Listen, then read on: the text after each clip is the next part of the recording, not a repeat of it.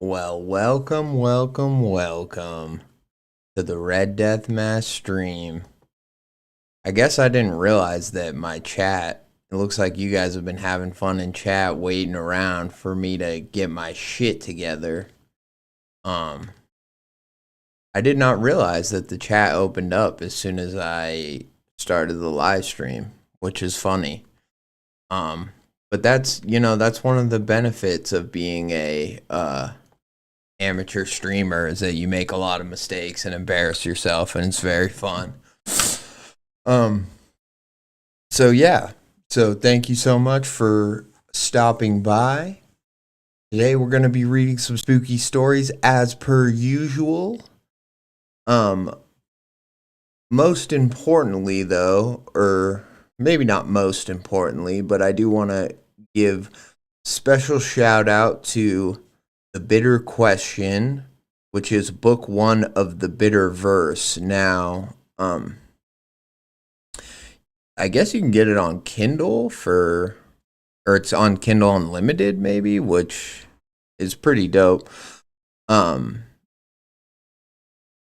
but yeah, so this is Augustus Martis. I hope I'm saying his name right.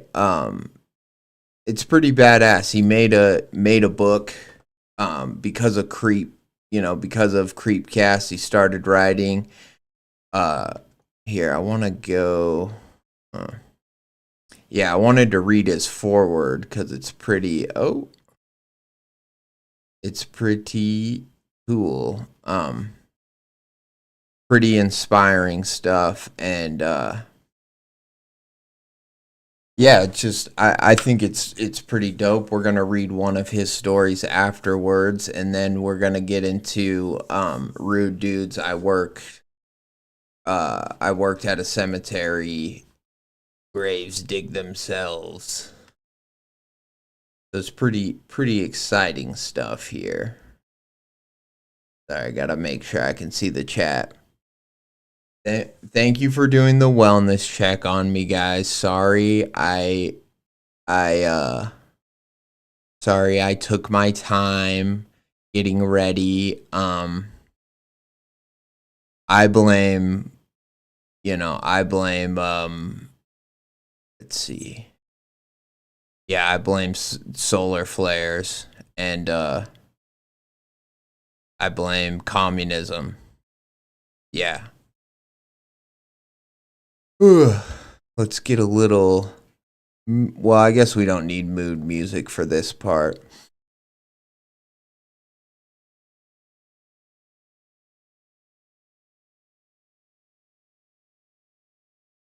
Interesting.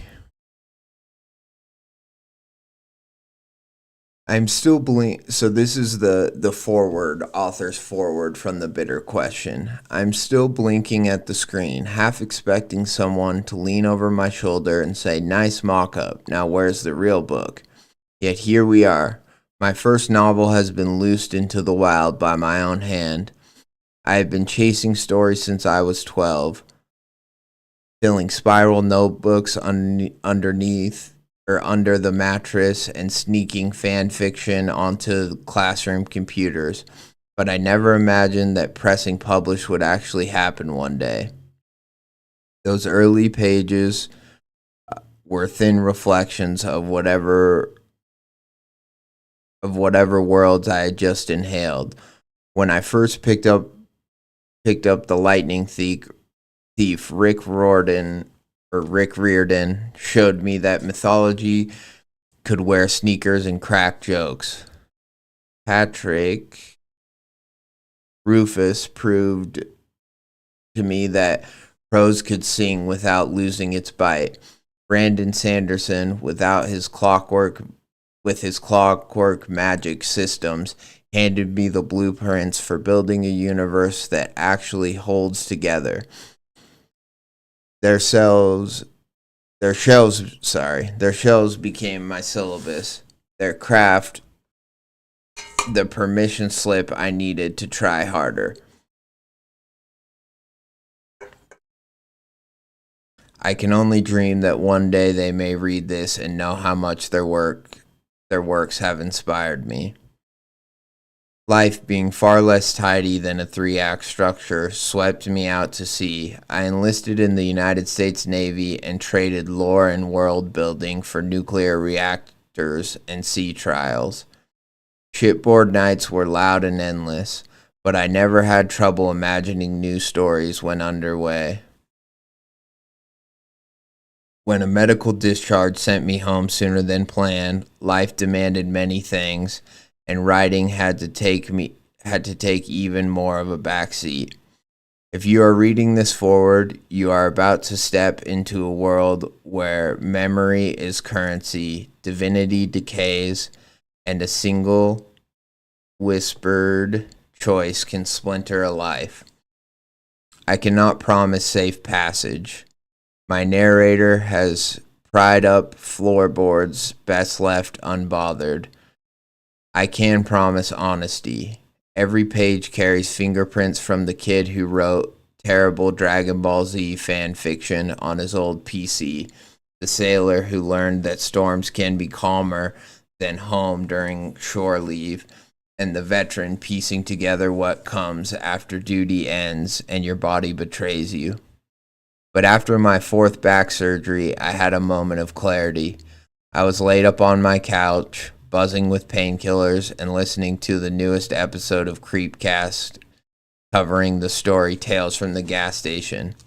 The bitter verse began to bubble up in the blank white afternoon. The earliest version of this story surfaced on Deep Night Society, a corner of Reddit lit by a flashlight glare and caffeine. I tossed an opening chapter into the void, certain it would sink. Instead, readers hauled it up, rinsed off the doubt, and asked for more. To Isaiah Markin and Hunter Hancock, thank you so much for inspiring me down this path. To every Creepcast listener who spent late nights wondering if they should finally write something, in the immortal words of Shia LaBeouf, just do it. The Bitterverse truly took on color when Sam Stalgia dropped a piece of fan art. Seeing my characters rendered by another hand felt like meeting them for the first time. Sam's art now graces this ebook cover, and their enthusiasm reminded me that stories are invitations more than declarations.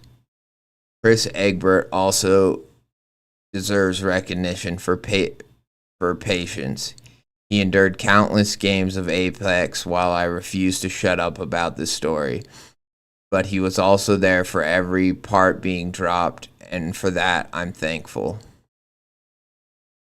To Anthony Debou LeBlanc, you disgusting Frenchman, thank you for always helping me world build the Bitterverse and bounce ideas off of you.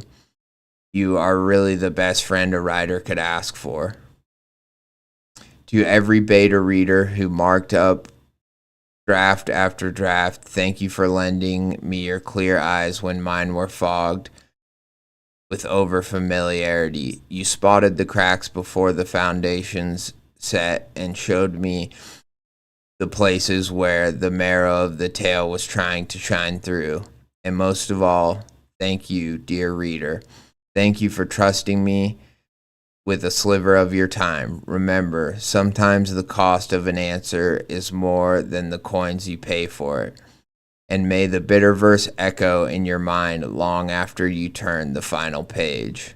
Augustus Martis, July 2025. I just thought that was really cool. So I've read the beginning of this book on my Twitch streams in the past, but I just think it's so cool how, he's creating a universe now, which we're going to get to with our story, with the story that he wrote today.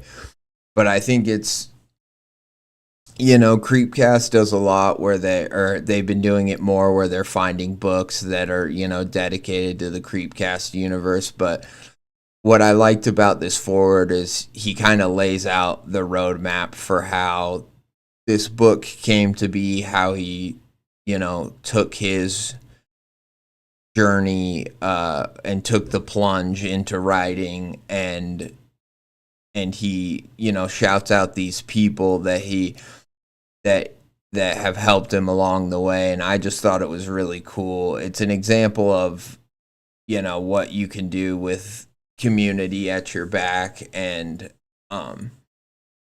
just friends and like-minded people who are willing to help you accomplish your dreams.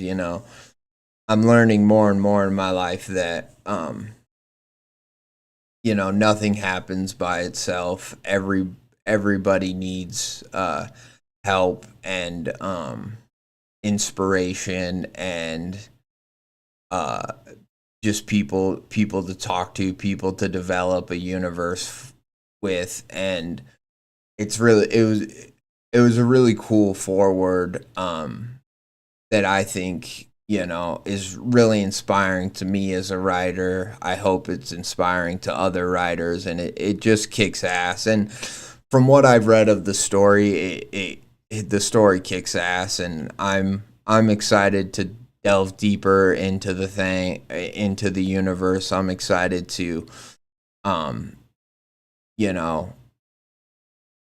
get lost in it, so to speak. And I think that it's just a really cool example of what the Creepcast community is building, and then just the wider internet communities, writing communities. This is how stories get told, and this is how they get developed. And I think that it's really important that we just kind of cherish it. I think it's beautiful. So I just want to say that, and I want to say thank you for anybody watching my streams and coming to hang out. I appreciate you. And yeah, I'm excited to be a part of this community in whatever way that I am. Even if it's just as a beta reader, or just as a person who reads stories and reacts, it's a privilege and it's an honor. So thank you to everyone. I love to hear how the community inspired and helped this author along. That's awesome. Yeah.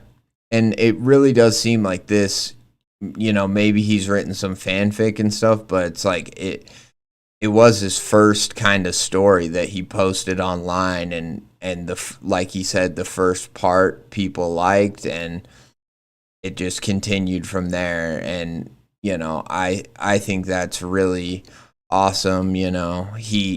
I think he posts on Deep Night Society a lot too, but he's an author of the month, I think, for one of the months. And it's just really cool when I know how it feels as a writer when like your work gets recognized, or something you worked really hard on, maybe it doesn't get the recognition you hoped it'd get, or maybe it doesn't get any traction. And I can see both sides of that, and it's just really important for me to help stories along, and help give them the readers that they deserve, because stories are meant to be told, but they're also meant to be heard and enjoyed. And so yeah, I'm just really I was checking out the forward and just the book in general, and I was like, yeah, I should just read this whole forward, because it's pretty badass. And it's cool, it's cool that like it was your first story turned into this bigger thing, and now it's this universe where it's a Bitterverse side story, and he's adding all these newer stories that he's tying in. And I just think that like,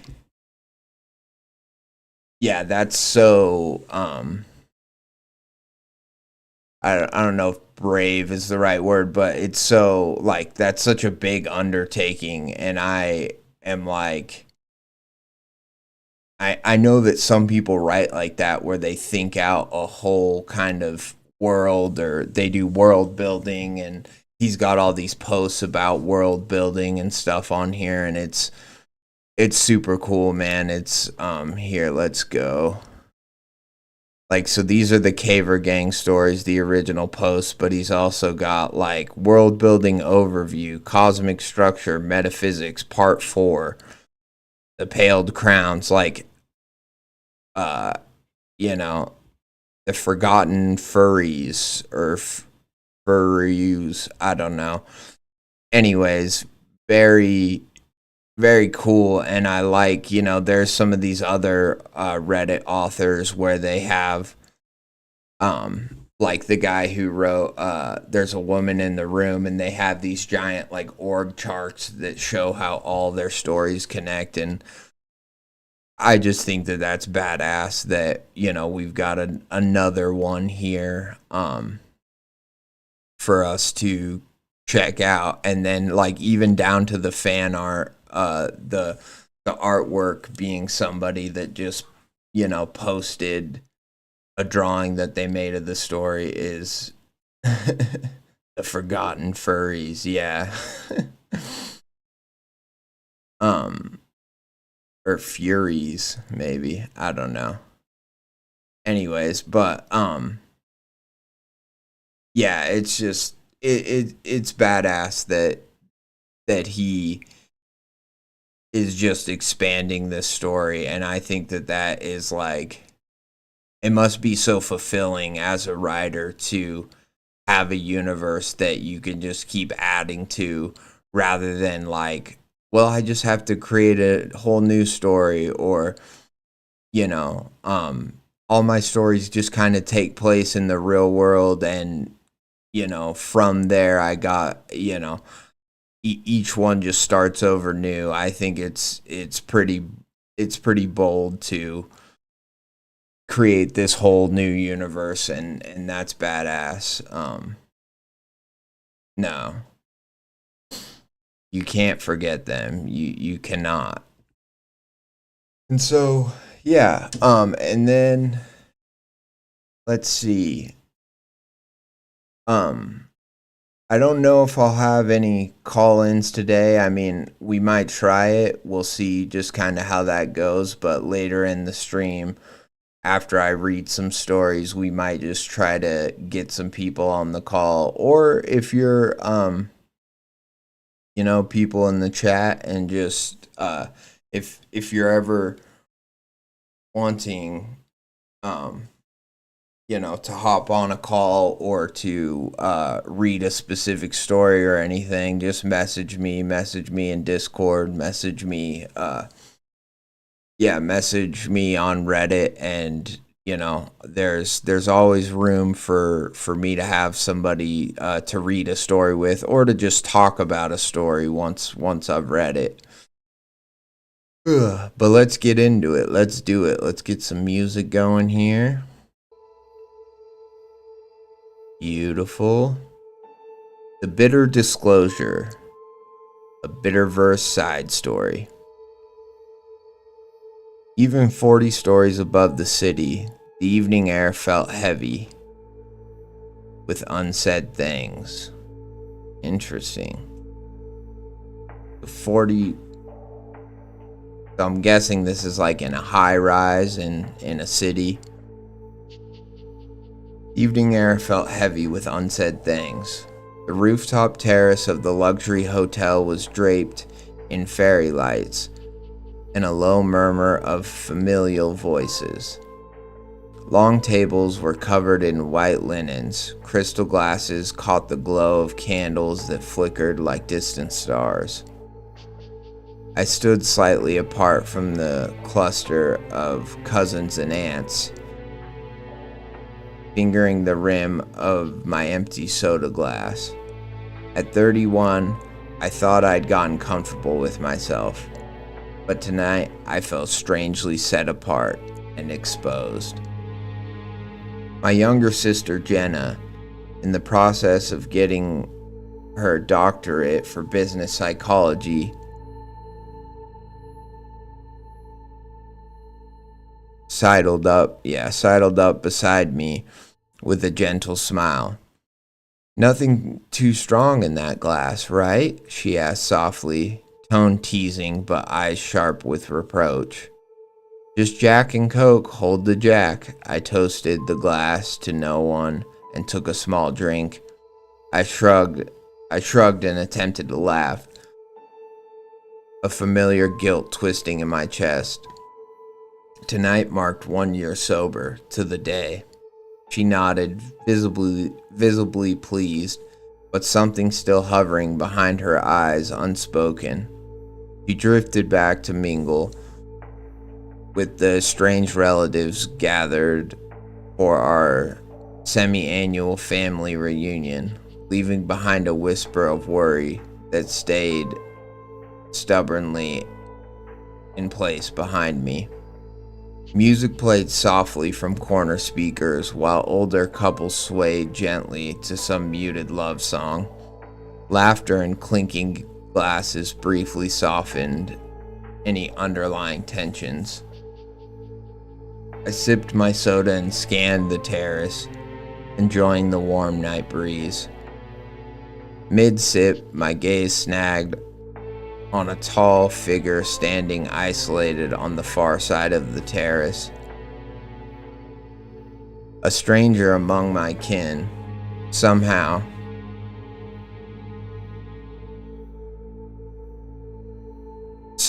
he looked familiar, but his features seemed ever so slightly warped.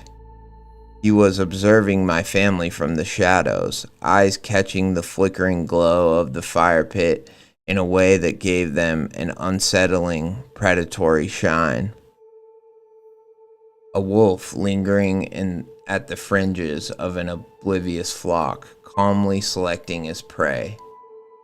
His head was tilted ever so slightly. A manic half-grin lifted the corner of his mouth. He leaned his shoulders forward in a controlled way that held spring-tight tension. He looked so familiar, yet alien to me. A fragment lifted straight from an old nightmare. I blinked rapidly to try and adjust my sight to see him better, and just like that, he vanished. Suddenly, the music stopped with a high-pitched electric buzz, and the man was standing on the small stage, stepping forward to its center as he clapped his hands like an eager host. "May I have your attention, please?" he called out, his calm voice rippling through the sudden, deathly silence. The way he said "please" carried a quiet yet undeniable command, as if defying him would have unimaginable consequences. "We have never met," he continued, "but my name is Aelthes?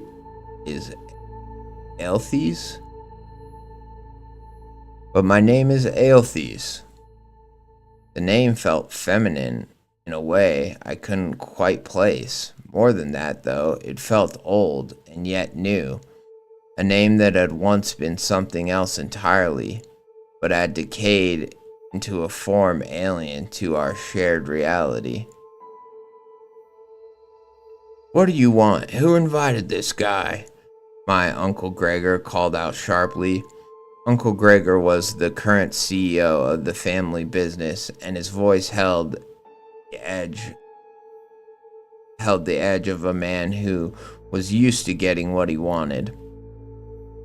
He had always been a domineering man, being the strongest voice in any room, and he answered to only one person in the entire world, his mother, and our ancient matriarch, Grammy Renee. Is that how you spell Renee? Or, I don't know. I'm just gonna say that name is Renee, but that might be one way to spell it. Grammy Renee. After my great-grandfather Hans, so this guy definitely seems German to me, which clearly our story's in English, but all these names. After my great-grandfather Hans had immigrated to America, he raised his only child to become the shrewdest businesswoman to ever play the corporate game. She became an industrial powerhouse and grew the tiny family business into the monolithic corporation it was now. She was also the guardian of our family's unity. No marriage occurred without her explicit blessing. Even at 95, she sat in her wheelchair off to the side, glaring with open hostility toward the stranger who dared interrupt her family's private gathering. Wonderful question, Greggy. Wonderful question, Greggy, Aethelus replied, but now his voice was that of a woman in her early 20s, clear as a bell and impossibly sensual in its familiarity. Ugh, that's creep. Wonderful question, Greggy. The indignation drained rapidly from my uncle's face, leaving behind a confused, almost fearful expression. I had never seen him before. Aethel's face betrayed no hint of amusement as he continued in his original voice, utterly composed and cold. I am here to help all those gathered here, in a way they do not yet realize they need. All those gathered shared concerned glances, a dull roar of whispered confusion sweeping through the crowd. This family of yours harbors so many secrets, you see, the man said, stepping to the edge of the stage. Something I simply cannot abide. Tonight, we shall air out some of these secrets and let them really breathe. So, interesting. We have a newly sober narrator, is a year sober to the date, and I like this whole, it's a family reunion, but I'm about to air out all the family's dirty laundry. This is a very cool concept.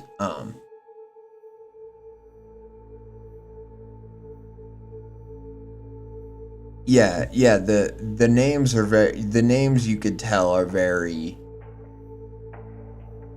they're not just randomly chosen. I mean, and that's not even speaking about the stranger's name. Like, you can tell it's a fully realized family. They've got a history where they immigrated from another country, so an immigrant family. And yeah, I mean, I would even go so far as to guess they're based on real people in our author's life. If not on exactly real people, the names are probably, common names that he's heard, or, stuff like that. But sometimes when you're writing a story, you just have to pick a name because you're like, this character needs a name, and you can put as little or as much thought into it as you want. But I do think that sometimes it's best to just give that character a name, and you can change it later if you think of something that works better. But for me, it's like, I feel like when I hear the name, that can really start the thought process for what a character looks like and who they are. And yeah, I really like it. I also was just saying that I think with the whole woman's voice and how it uses a woman's voice and it's like sensual, I'm guessing that our uncle, is it Gregor? Yeah, Gregor, the Uncle Gregor. I'm guessing maybe he's a CEO, so I'm guessing maybe he's cheating on his wife, and I'm thinking that our stranger Elthis used the voice of his mistress in order to kind of silence him, and I know that's not explicitly said in the story, but the voice of a woman in her early 20s, clear as a bell and sensual in its familiarity. I'm guessing that he's already kind of poking at Gregor, which to me just solidifies him as a CEO or as a character. But it's like he's the CEO, patriarch of the family, who's used to getting the last word or not, whatever. But he's just immediately silenced by, it's like, how do you get a powerful businessman to shut up or whatever? It's like, well, cry harassment or cry, you know what I mean? Like, it's just that way of like, these really powerful men or just people, like, how can you just immediately cut them down or, bring them down to like, the submissiveness of like, of a regular person? It's like, well, you bring up their affair or something like that, And so I know that's subtext and I'm just speculating, but I do think that that's what our character Athels did. I really, here, it's gonna bother me if I don't. I try not to like research too much stuff, but because I just kind of want to read the story, and then after, if there's something I want to look up, I can, but I just want to pronounce, is it, okay, so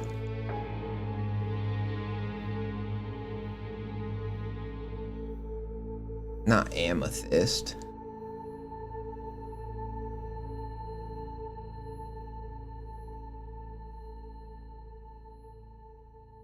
Of course. So I'm guessing, yeah, okay. I'm guessing it's not a real name, or maybe it's a it's a name invented for the story, but Atheles. Is that maybe Atheles? I'm gonna maybe try to say Atheles because that might be more repeatable for me.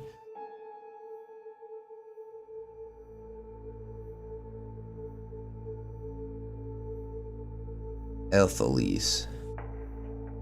It's spelled like ale, but confusion sweeping through the crowd.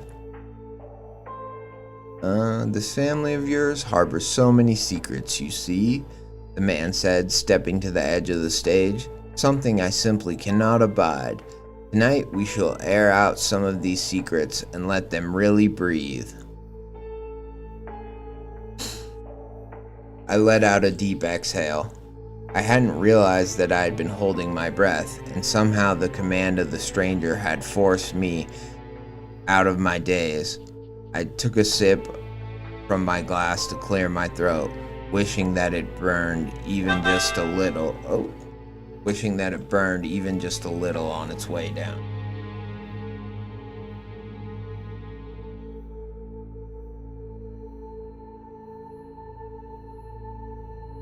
My phone here. Also, I just kind of remembered. I don't want to say exactly what, because we've only been talking about it in messages, but I just want to say on stream, Boots, thank you. I cannot wait. You know what I'm talking about? I cannot wait for the thing that's going to happen. I'm super duper stoked. I need it. I cannot wait. You're awesome. You're the best. That's all I'll say about that, because I don't know. I would talk about it, but I don't know if you want me to put that out there. So I'm being openly vague and mysterious, but I do want to say on stream, Boots, you are a badass.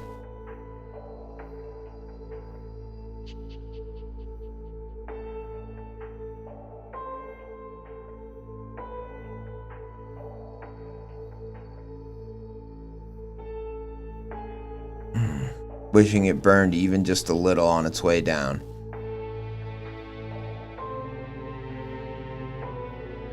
No, I figured you're an open book about it. Like, it's not a super crazy secret. But it's more just that I didn't want you to feel like pressured, that I was like, they're doing this thing, and but ominous but intriguing. I'm not trying to be ominous. I guess the music makes it ominous, but well, if you don't care, then I don't care. Boots is doing my art, so like for my when I go live, so it's not just gonna be the red vague background. They're giving me some, I don't know what you'd call that, fan art. I don't really think of you guys as fans. I think of you as just fellow creepers, fellow creepcasters. But yeah, so that way I can have a channel. What is that even called? Thumbnail, logo, whatever. Yeah, legendary. And Boots is an amazing artist. Go check out their Ko-Fi with their stories, and you can look at some of their art, but it's all badass. And I know, bro, Rude Dude, when I kid you not, I've been thinking about messaging Boots and asking them, like, hey, is there any way you'd want to draw something for me? And they messaged me totally unprompted, which I was like, thank God, you know what I mean? And I'm honestly still kind of in awe that I got so lucky. Like, I'm still just like, is that really gonna happen?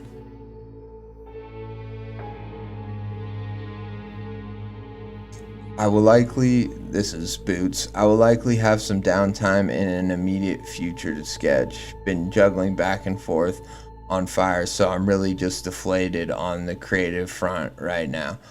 No, and that's why I just didn't even necessarily want to talk about it, because like, obviously, take all the time you need. You're out there fighting fires, for God's sakes, and then in your free time you're gonna draw something for me. Like, I just, you're a legend. I feel so lucky and like so blessed, and just, yeah, I'm so grateful. So thank you. Yeah, no rush, I'm not. Obviously, I'm excited, but that shouldn't make you feel like, oh, I've got to do it. Like, do it whenever that creative bug naturally finds you. Don't feel like you've got to,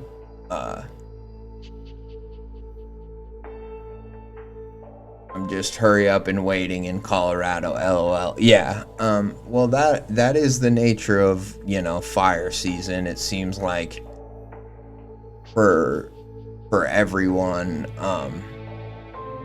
I mean, some places, I guess they're just pretty much constant this time of year, but Colorado's weird. Like, it's windier than people think, and so sometimes it's like, I don't know, there's fires all over the place, and they're jumping, and they're like they're really hard to contain. And then other times it's like, oh, they're not that big of a deal. Like, there was one summer where I mean, the air was so bad, the entire state was just like, you know, it was red outside. I think I've talked about it before on stream, but it was so like, yeah, it was so apocalyptic looking. But, and I've seen the air quality warnings, you know, like on my phone and stuff. And some people, like, clearly that affects people and it sucks. But to me, I haven't noticed it that much. Like a lot of years there's tons of days where you go outside and you can just smell it, but I haven't noticed it too much that this year. Maybe because I'm working nights. Yeah, I'm just not out as much to notice it, but yeah, I'm grateful that you're here to fight the fires, you know, and be in, I believe you're an EMT, so, or help the people fight the fires, however you want to look at that. And I'm also grateful that you're doing my art, and that's badass.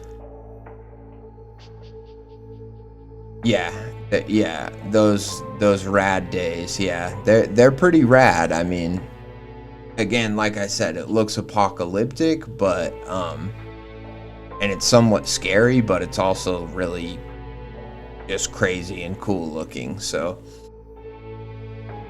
yeah, but yeah, Boots is a legend for so many reasons, only some of which, you know, are even quantifiable.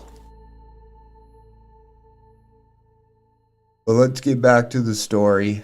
Enough about me, you know, whatever,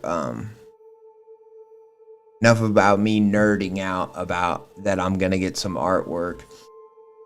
Which, honestly, like, my thinking behind why I do the red is obviously the name of Red Death is my channel, but, like, the thumbnail game now is just so crazy and I don't know, like annoying, not annoying, but it's like every thumbnail, it's soy faces. It's like, you know, every thumbnail is so exaggerated. So I was almost like, well, what if I, you know, because I could have looked up some other art or tried to find, like, you know, I could have tried to draw something myself or find like an old, you know, RedDeathMask is an Edgar Allan Poe story. I could have tried to find like some old artwork associated with it or something. But I was like, I don't know, to me, I was like, it's almost more mysterious and fits the vein of horror better if it's just the blank red. Like, I just thought, I was like, maybe this will intrigue people to just have it be this blank red, like, ocean, you know? So that was my kind of thinking as to why I chose that picture, just for my channel and for my streams. But I do agree that, like, you know, it's time to update it. It's time to add some character to the channel wherever I can. In addition to just, you know, I want, you know, in addition to just collaborating more in whatever way I can, whether that means, you know, putting people's art on my channel, whether that means reading stories with other people. I want to do that. I'm desperate to collaborate in any way that I can. So I really appreciate it. But anyways, back to the story. Art's all around. Art's in the chat. This family of yours harbors so many secrets, you see, the man said, stepping to the edge of the stage. Something I simply cannot abide. Tonight we shall air out some of these secrets and let them really breathe. I let out a oh wait, I read all this. Okay. It burned even just a little on its way, wishing that it burned even just a little on its way down. I will give you all the truth and then allow the room 5 minutes so that someone may own up to it. If even one If even one of you confess to your secret, I will bid you all farewell, and you will never have to see me again.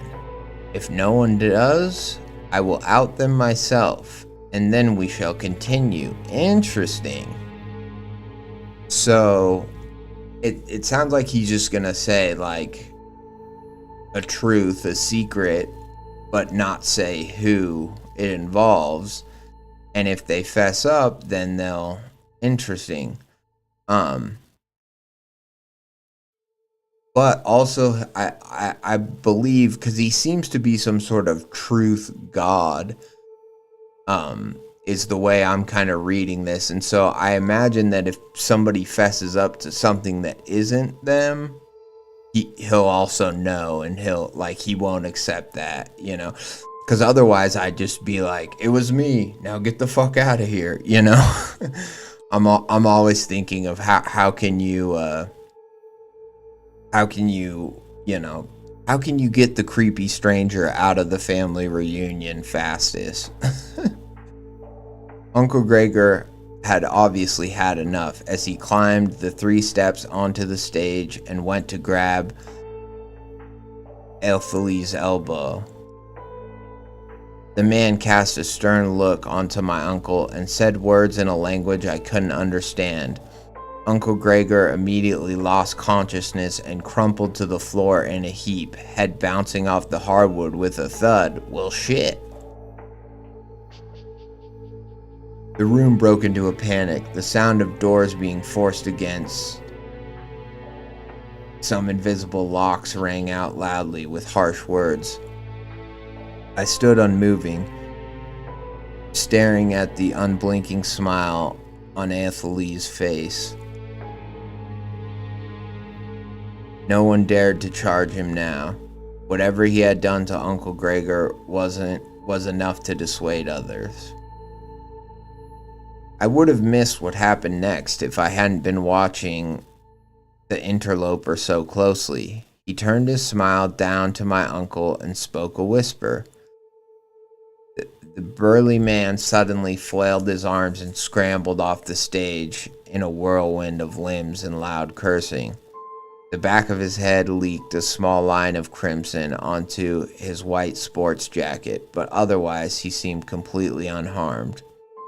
His sudden recovery seemed to be enough to pull everyone out of their hysterics, and the room took an eerie quiet. It was Elthely's that broke the silence. First truth. One of you is a kleptomaniac, he announced in an even pitch. They steal from stores when they obviously need not do such things. They relish in the thrill and will often masturbate once they get home. You will have 5 minutes to confess, thief. Interesting. I almost want to give Elthely's, I don't know, I kind of want to give him, I try to do a little bit of voice acting. I'm not going to claim I'm good at it, but it's almost like, first truth, one of you is a kleptomaniac, he announced in an even. They steal from stores. They obviously need not do such things. They relish in the thrill and often masturbate once they get home. You will have 5 minutes to confess, thief. The vulgar tidbit was offered as plainly as the accusation.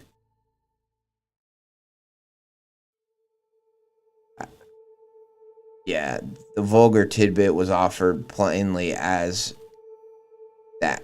I think it's supposed to be accusation, but if I'm not mistaken, this is acquisition. Which, a business acquisition. Simple typo to make, but I just want to point it out in case, Augustus, you watch it, you can fix it. Yeah, accusation. What a wild accusation. Yeah, No, and obviously, like, the kleptomaniac thing, I feel like would be pretty easy to cop to, but then I feel like because he added the masturbate part of it, you know, it just adds another layer that then, of course, because the story's gonna keep going, I don't think it's just gonna end here. So I think no one's gonna cop to this one. That's my bet. They're gonna have to wait, and I mean, they know he can hurt people, but yeah, I think he's gonna have to threaten them more before people start willing to cop to things. Like, I don't know, they gotta see that there's a real threat of danger, like lasting danger. That vulgar tidbit was offered as plainly as the accusation, no edge of mockery, but condemnation, condemnation. Fuck, I'm tired. Nonetheless, eyes swung about the room in confusion. Yeah, I was like, it could be the grandma. It could be.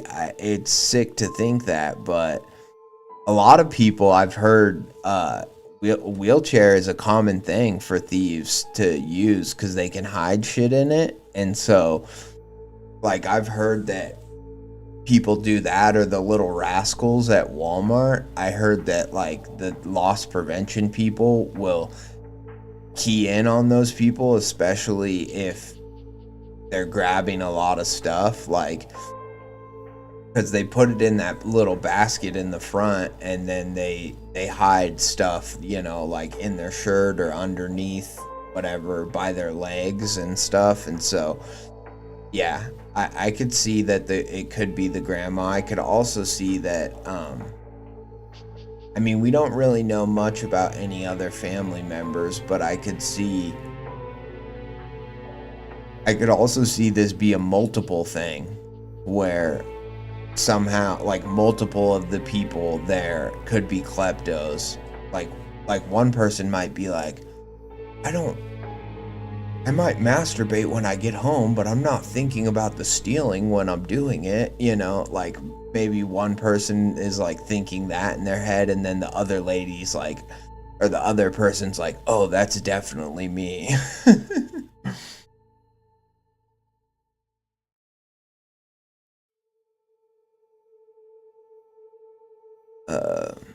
But condemnation nonetheless. Eyes swung about the room in confusion. Who would ever do such things? Who would be willing to own up to such facts in front of their entire extended family? The hushed conversations were punctuated by more people trying the sealed doors, but no one spoke up. I remained at my spot, watching my lineage panicking over something that, while embarrassing, was trivial. Did they not believe this supernatural being would continue to share our deepest secrets? No one fessed up to the crime, and a sturdy laugh from Ethelise marked the 5-minute mark. Very well. Very well. We shall continue. Amelia, would you like to explain yourself now, or shall I move on to the next truth? The 50-year-old woman gasped at the man's words. He stammered around her words and threw looks around her husband, and children gathered around her. Surely you can't. Why would I would never. The moment she denied it, the moment she lied, she collapsed to the floor, just as Uncle Gregor had. Before pandemonium could break out this time, Ethelise spoke with booming anger that rattled my bones. I will suffer no falsehoods before me. And as before, Aunt Amelia regained consciousness and thrashed about in a moment of confusion. Her husband hoisted her to her feet, but already the eyes of everyone were already glued to Ethelise. The anger that had radiated from his being evaporated and left it with a simple, pleasant smile. There will be no further warnings. Second truth. One of you gains their accolades without merit. They have slept with many on their way to their current position and would have failed many times already. You are not as virtuous as you pretend to be, he said. An unnatural grin split his lips as he chuckled low in a low, gravelly way. You have 5 minutes to confess, poser. So pause here. I do have to say, and this isn't so much a note about Augustus's writing, because I haven't read, I've read, a few parts of one story and then this story. I do have to say, one thing I've been noticing more and more is that people, especially when it comes to the creepy character in their story, almost always people use the word gravelly, like a lot of times I'm noticing people say the gravelly voice, and it's a really good descriptor. Everyone knows what a gravelly voice is. They know like a Sam Elliott voice, or just like a deep, it's so common for an author to say deep, gravelly voice when describing that sort of voice, right? But I just do have to say that I think it is getting, maybe it's just a common thing in the English language in general. It's just like the most common way to describe that, but I do wonder if it gets overused, especially in like the horror genre, because they want it to be creepy and foreboding, but at the same time, like, maybe there's another way you could describe that. Or if you're creating a character, maybe think about some other ways to make a voice creepy, because a gravelly or a deep voice, while creepy, are not the only ways to make a voice creepy. And I kind of wasn't picturing this guy as like a deep, gravelly voice. I was picturing him almost like the way he was like commanding the stage, and like the way he like whispered to the guy and then like made him fall. And I was picturing him in this almost like flamboyant, like boisterous,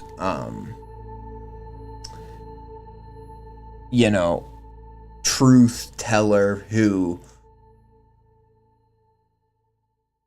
like a strong, it doesn't strike me as like a strong silent type.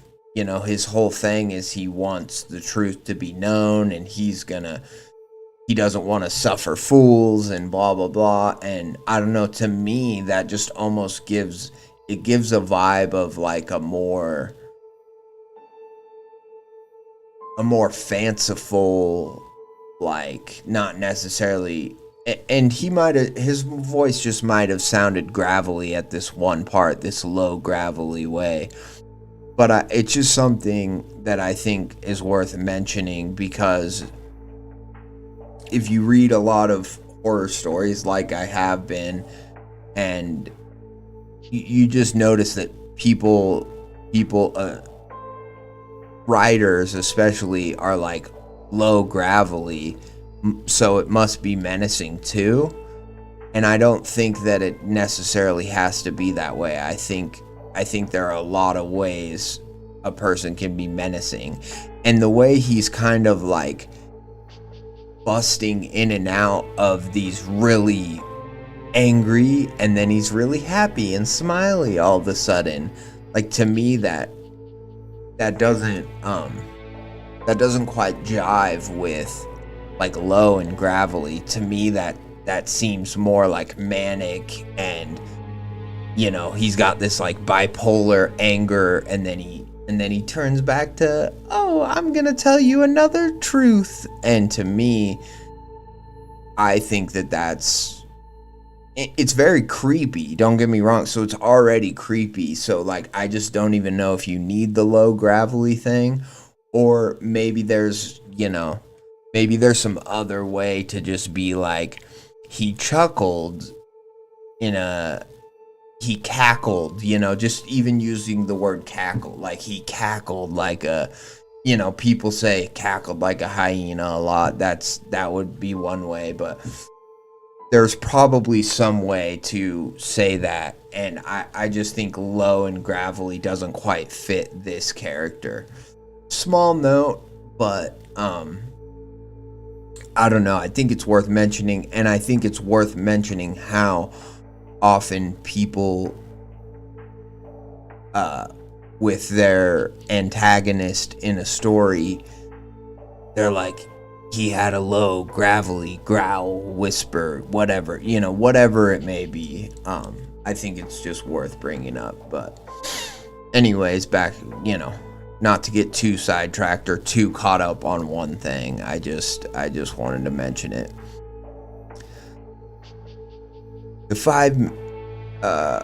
Okay. Second truth. Okay, yeah, one of you gains their accolades without merit. I'm skipping down. You have 5 minutes to confess, poser. The 5 minutes passed in a terse hush. My family shared private accusations in small clumps, trying to find who could be the culprit. He paused, then looked at Jenna. He paused, then looked at Jenna. Jenna, you've been sleeping with your doctoral advisor. And before her, you spent the night with two other and before her, you spent the night in two other professors' beds. You prey on the emotionally weak and enjoy manipulating them, and that is the only reason you have pursued the path you walk now. A chorus of gasps rang out. My dear sister went pale as paper, the blood draining from her face. Her shoulders slumped, and she looked on the verge of passing out. Even my father, seated nearby, tightened his jaw as if to stand. Her fiancé, already approved by Grammy Renee, jumped to his feet, outraged, pointing at Ethelise. You take that back! Jenna's voice trembled. No, Ferris. It's true. Her fiancé clenched his fist, stepping forward to defend her. You don't have to lie for this He started, but the stranger raised a hand, and all words fled him. His mouth moved, but no words would escape his lips. If she lied, I would have struck her down. She has confessed, and that is enough. Who are you? My father asked, just above... Okay, sorry. Who are you? My father asked, just above a whisper.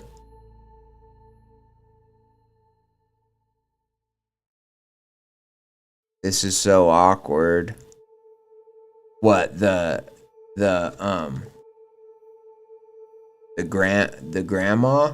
Or sorry, not the grandma, the fact that she had his sister and the fiance there. Is that what's so awkward, rude dude? I agree, very, very awkward.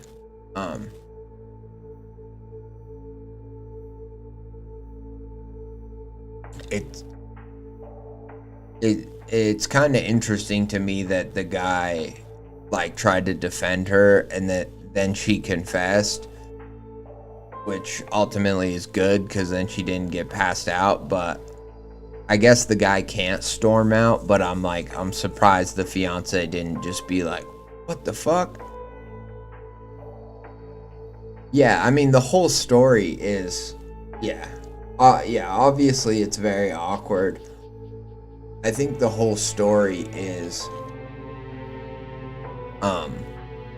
Yeah, it's like, I don't know if awkward horror is a genre, but I think this would definitely fall into it.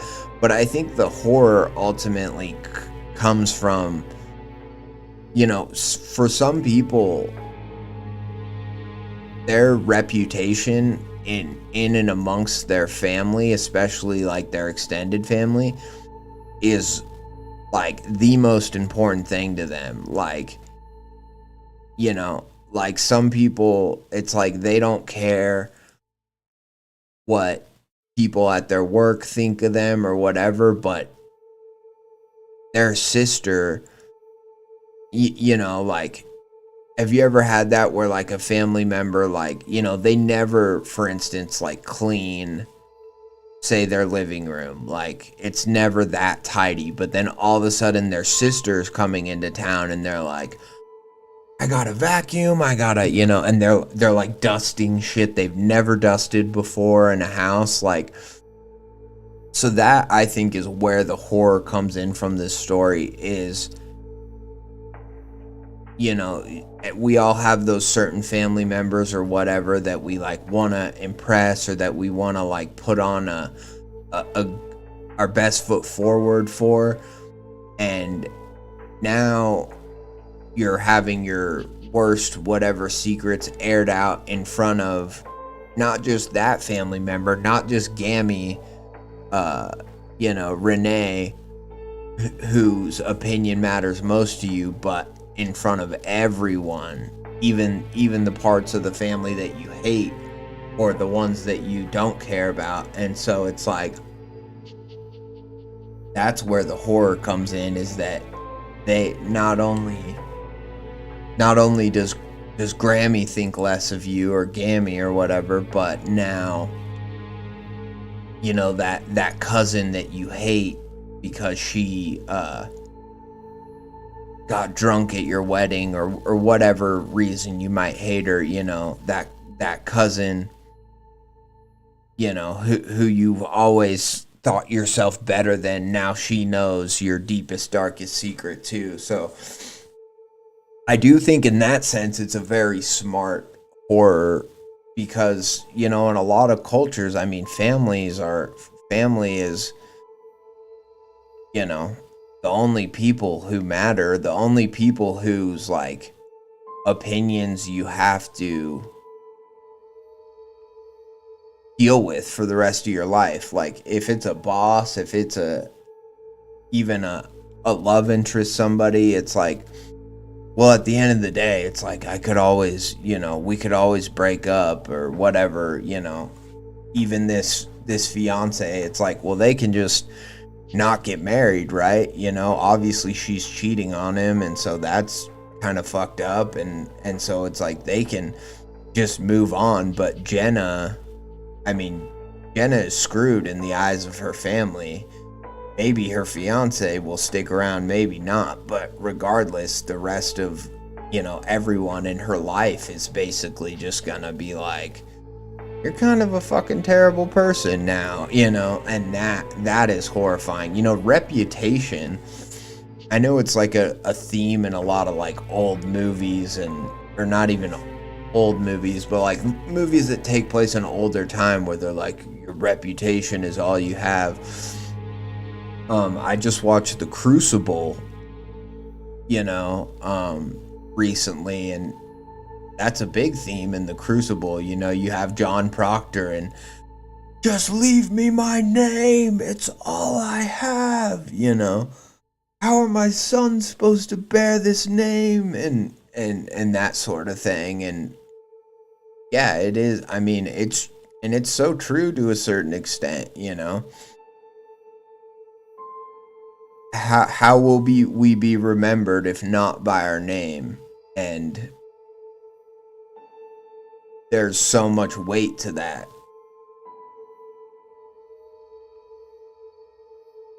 Yeah, I wonder how it will escalate beyond just embarrassment. Yeah, I agree. And maybe I'm stopping too much to talk about it, but it is kind of a fascinating, and it's not a typical setup for horror. We're on a high-rise building.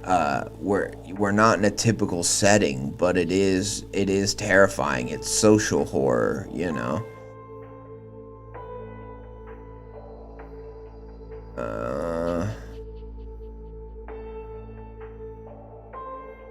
Who are you? My father asked just above a whisper. He had finally stood from his position, slender frame stepping around his table to leave my mother behind. Whereas his older brother Gregor was loud and bullish in his command, my father's soft voice carried the type of weight that made people truly afraid to displease. He wasn't the CEO of the company, never wanted the position, but instead just a member of the board. If anyone ever doubted who really controlled the company, look at how the board voted when my brothers disagreed.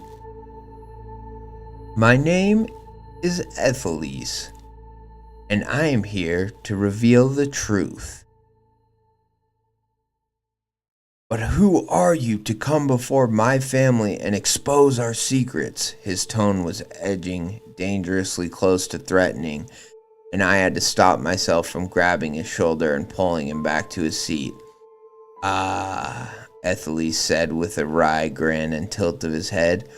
Who indeed? All in due time, Andrew, all in due time. The use of my father's name felt alien and unreal. Despite all of the displays of surreal power, calling my father anything other than Mr. Mueller was what really made me feel out of my element. This simple display of power was something I could not comprehend. The stranger chuckled again, clear and deliberate, and then he spoke. Third truth. One of you has betrayed sacred vows and beds a subordinate many times a week. This is Gregor, I'm guessing. And beds a subordinate many times a week. 3 pregnancies have ended prematurely, and even now a seed has taken root and grows, and yet you refuse to stop. You have 5 minutes to confess. Whereas the previous way had passed in tense quiet, now people were angrily accusing one another of sleeping with chauffeurs or personal trainers. I might have been the only one that was completely ignored in the angry slinging of words. 5 minutes went by, and no one had spoken up. This time, there was no laugh to announce the passing of time. This time, there was only a long sigh. Gregor, you've been carrying on an affair with your secretary for more than 9 years. You have paid for her lifestyle and for her abortions, and swore to her that you would divorce your wife many times. Ethelise pointed a bony finger toward my uncle and sneered. You swore this many times, but you have no intention of doing such. Yeah, he is spilling the tea. He spilled.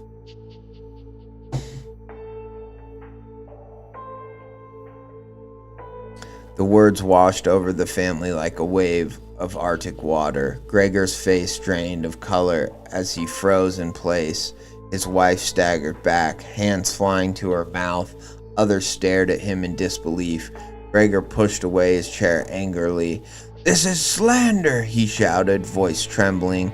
A beam of light struck my uncle from the sky, and he was simply gone. No smoke, no gore, just gone. Ah, shit. This is what I'm saying I was like, and you were right too, Rude Dude. You're like, there's gonna be something that happens that makes people realize that, like, oh fuck, we better start fessing up, or we better at least not try to deny it,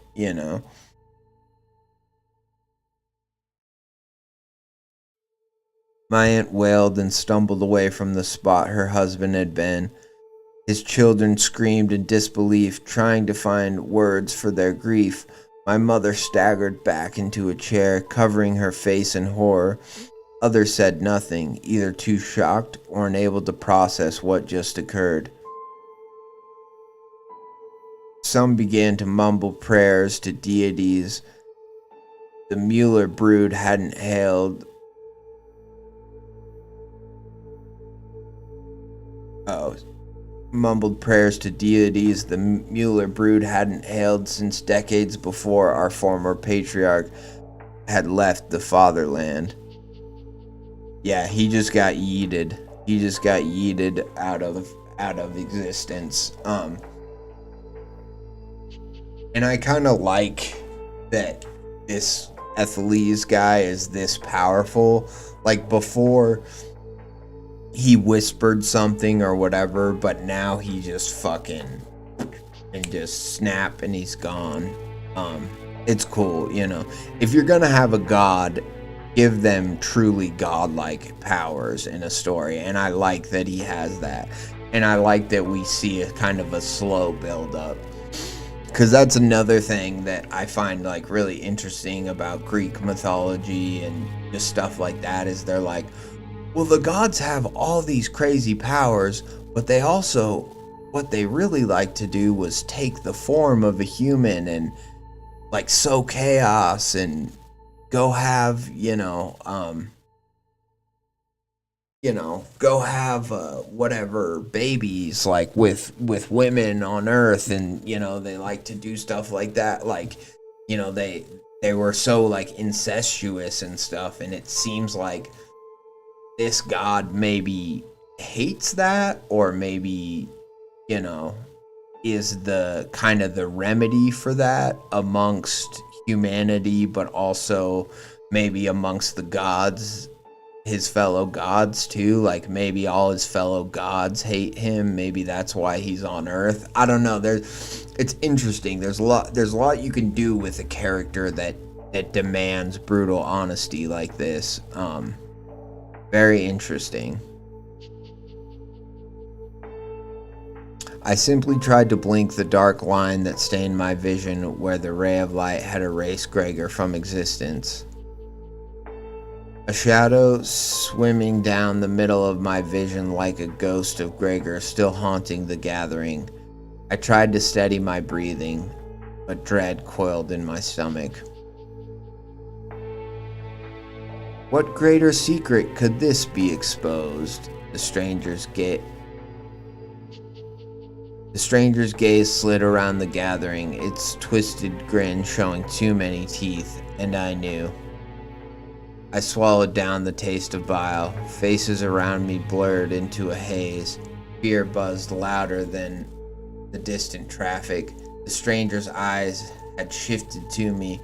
I could feel them on me as clearly as my own heartbeat pounding in my ears. I opened my mouth to speak, but no sound came out. In that silence, I realized with terror why he looked so familiar when I first spotted him. I pressed a hand against my chest. The incident from last summer flashed through my mind, the taste of too many whiskey sours, as she told me how I wasn't a real man. Oh, shit.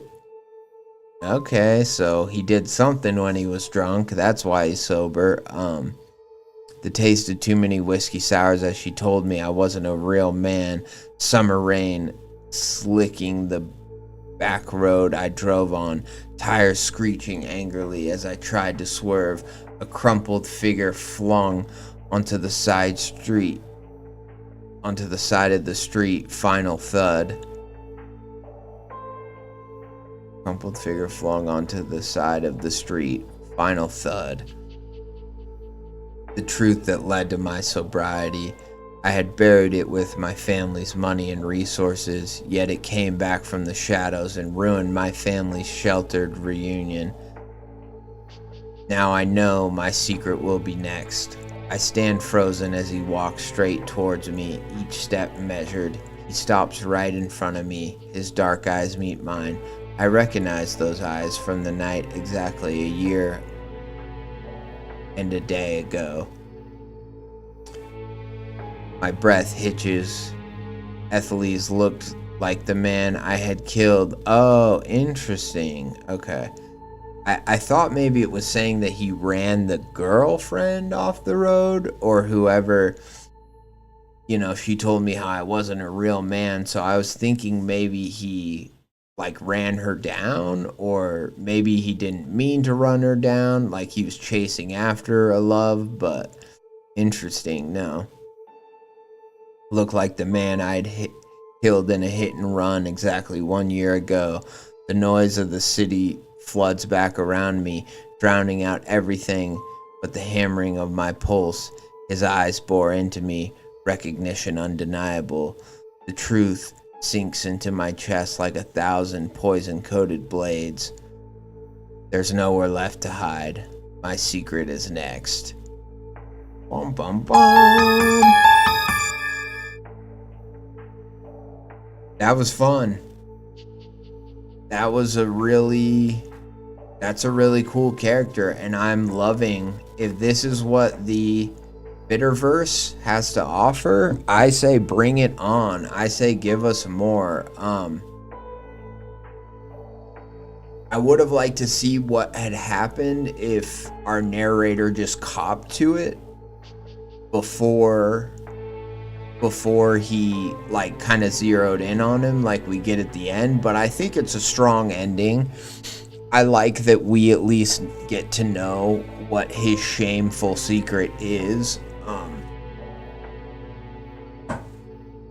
Although I would like to see, like, maybe this god cares so much about brutal honesty that if you do it without him having to expose you, maybe the guy is like, maybe this god would reward them or something, you know. That's what I'm saying by, like, I really like this character. I really like this Ethelese as sort of a divine justice seeking trickster, almost, is how I see it, where the juiciest piece of gossip until the end. And honestly, I would have liked to see it go longer. I would have liked to see more secrets get exposed. I would have liked to see some secrets get exposed that maybe, like, I think it would have been clever and funny if some lady was like, "That's me," or some guy was like, "I slept with an underling," and then he's like, "Well, actually, I was talking about Gregor," you know. I think that would have been really fucking just clever and funny. But, you know, the point of it is not to be funny, so I get that.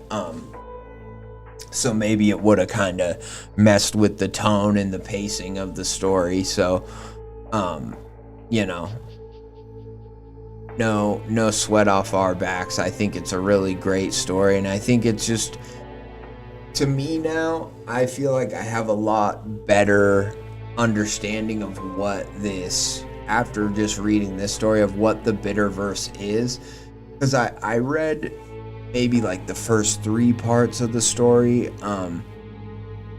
but it was really just the beginning, and there was supernatural stuff, and it is the main book of the Bitterverse. But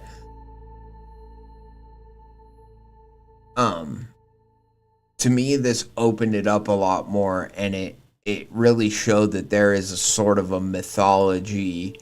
I don't know if it's like all mythologies, I don't know if it's mixed up, or if it's like only Greek mythology, but it's letting me know that, like, the monster and stuff from the first story, it really is, there's a lot more to it than, and I assumed there was more to it. I mean, I hadn't read the whole story. I'd only read, you know, like I said, the first maybe 3 or 5 parts, I don't remember. But this is really cool, and I think this is just an example of why people should check out The Bitter Question, and just keep an eye out for Augustus's works here, because clearly he's got some bangers, he's got some cool ideas, and this is a great concept. I mean, a god shows up at your family reunion to air out all your family's dirty laundry. What a unique concept. I mean, that alone is deserving of, like, you know, people reading it and people checking out his universe. And what I think is cool is that he has two of these stories that are what a Bitterverse side story. And I really like that because I feel like they can go anywhere and be anything. The other one's about a summer camp, so maybe I'll read that in the future. That seems really fun.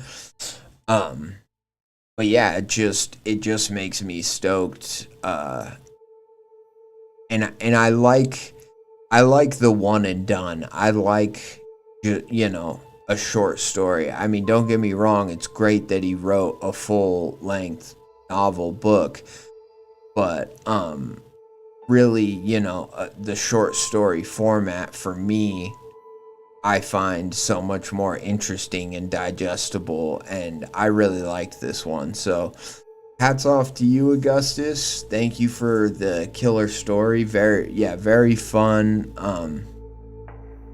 Very just unpredictable. Like that, there's some things where like what was it, that Fleshgate story? Where the mimics were like chasing them in the forest and all that stuff. Like that story to me, although I didn't hate it, I was like, you could see pretty quick on where it was going, and it was just a matter of like, okay, well, are they all gonna die, or maybe only some of them gonna die, or are they gonna live? And to me, there's a lot of stories where once you kind of figure out what the monster is or what the horror is, you have some idea of where it's gonna go. But with this one, it's like we had no idea. Even up till the very end, we had no idea where it was gonna go.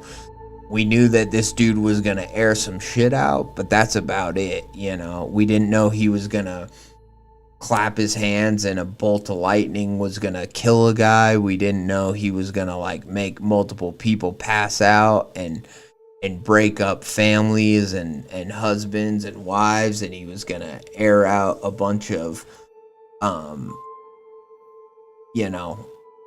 abortions, a bunch of babies that got yeeted too. So it's not that I'll just say I am pro-choice. I support a woman's right to choose, but it sounds like Gregor was a bit of an asshole in terms of making this woman believe that he actually cared about her, and was gonna leave his wife for her. So I think that is what is so cool about this idea and this story in particular, was just that it was like, well, we know some shit's gonna go down, but we don't really know what. And that was really fun. That was a blast. Well, let's get into I work at a cemetery. Rude Dude. I'm excited to get into it. I hope my music hasn't been too loud. I trust you guys will let me know if it seems too loud. In the meantime, I'm gonna play some of the Greylock from Creep TV, and I'm gonna run to the bathroom real quick, and then we'll get started on Rude Dude's story. This one's taken April 2nd, right? Right. And like the guy before, April 2nd. So these people have been down there. All that happened end of March. So they've been down there a month.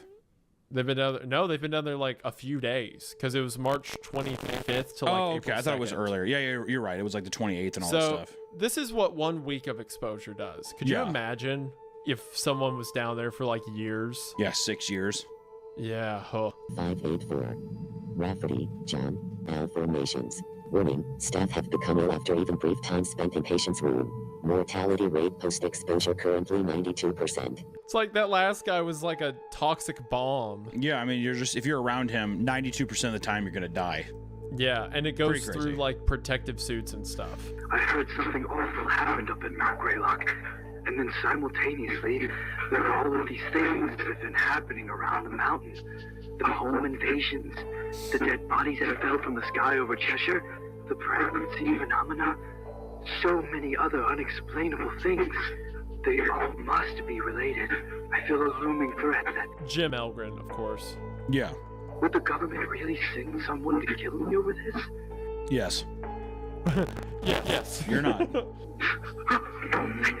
This can't be. What? Oh no.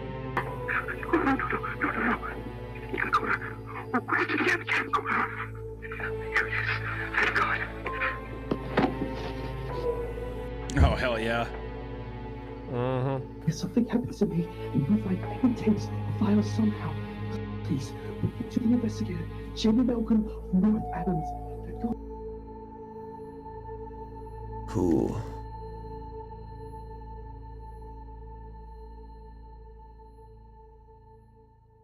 All right. Let's see what we got here. Who did this art, Rude Dude? Did you do it? Or I work at a cemetery where the graves dig themselves. I like how cartoony. I don't know if maybe that's not the right word, but I just like how like it's definitely ominous, don't get me wrong, with the blood handprint here and then the pentagram. But I don't know, I almost feel like it could have been darker, and what I kind of like is that it's like, oh no, it looks pretty normal. It looks like a pretty normal kind of older cemetery here. Oh, that's awesome. You did it, dude. I love it. I think this is super. And I'm guessing maybe these Liza Faust, Larry Smith, looks like Henry Button back here. Oh wow, this is only 2019 to 2025. This is 1977 to 2024. Interesting. Oh yeah, I see the by Rude Dude. That's awesome, man. That's so cool that you did that yourself. That is, you should be stoked. I really like it. Like, I like this because I'm like, it's creepy, but then at the same time, I'm just looking at it and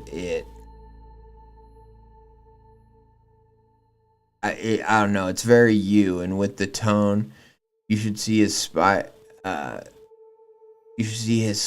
he's been making. Is that for the spider story? The strings attached or no strings attached? Nice. That's awesome. I wonder if I have seen that and I just forgot. If you've posted it, I maybe have seen it. That's awesome, man. That's so cool.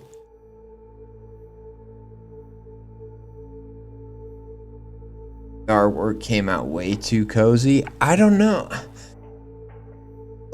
I'll see what the tone of this story is. I haven't read this story yet, but if the tone is anything like your strings attached story, I feel like there should be a playful element to it, because there was a lot about that story that, while horrifying, was also like very funny. And so I kind of like the sort of the cartoony element of it, you know.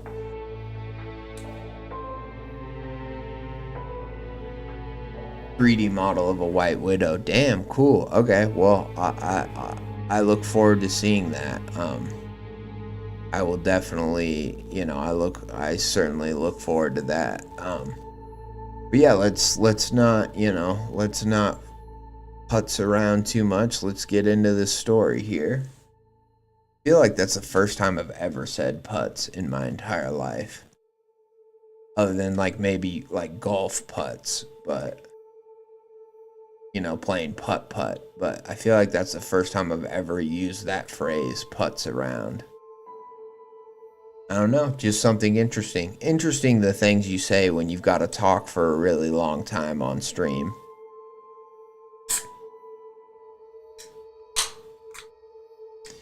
Yeah, I'm looking forward to it. I really I knew you said you had another story posted when I read No Strings Attached. Like, I remember you saying that, and I also remember being like, God, I want to read that like right now, but then also being like, no, you should wait, and I should wait, because honestly, like, I love stories with a comedic angle to them. It's one of my favorite parts about Creepcast in general, is, you know, how funny the creepypastas can be in general. And so I love when, you know, I think horror and comedy are, it's funny because, like, I don't have a lot of favorite, like, horror comedy movies. There are definitely some that I like, but I do really think that they're like such a good combo, and it makes so much sense to have your story be both. Like, they don't have to be both at the same time, but I think a story should have both. At least the stories I really love seem to have both. The ones that, like, I go back to that have a special place in my heart certainly have both. Is my favorite that would kill on a golf course. Yeah, exactly.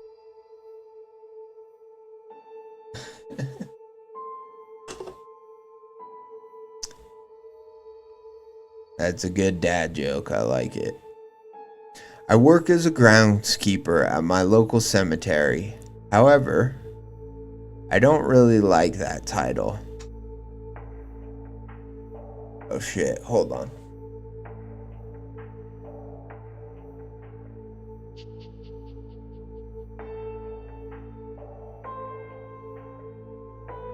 Sorry, no kitties during the stream today. I gotta keep my door shut.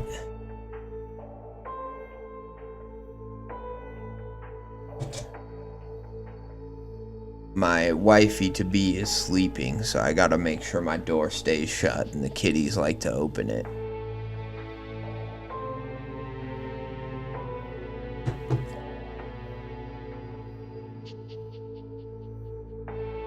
However, I didn't really like that title. With my recent experiences, I'm beginning to wonder if these grounds can truly be kept. I used to work... Bella, be quiet. Go away. I used...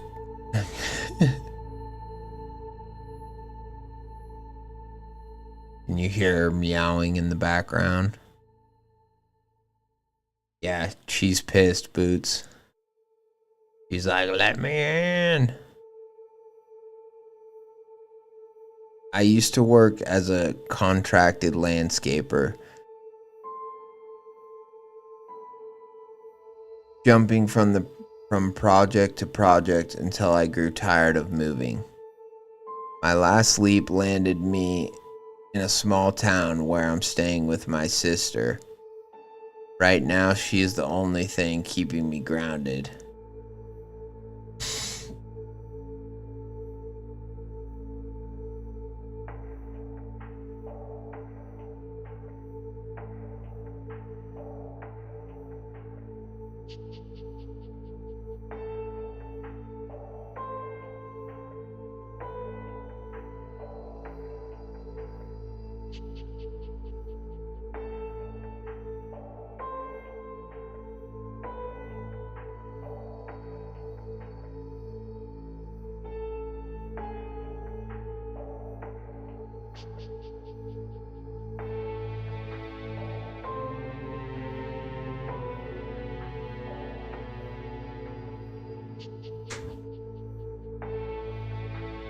She always does that. As soon as I go to open the door or try to get her to bring her in, then she runs away.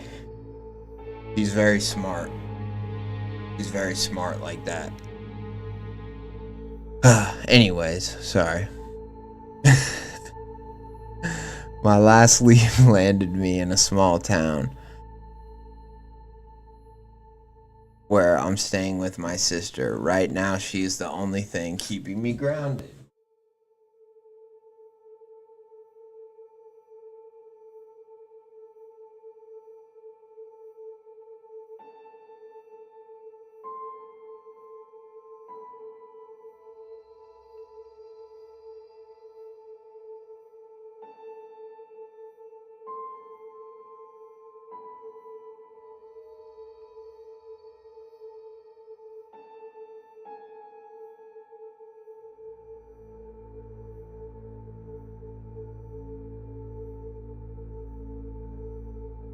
He never does this. Jesus. Away.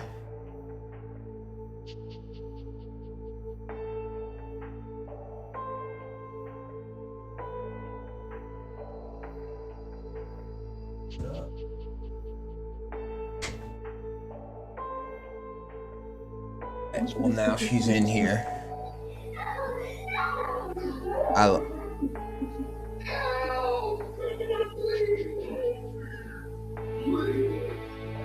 Oh shit, Greylock started playing. Yeah, I hear you, Stella. Come on.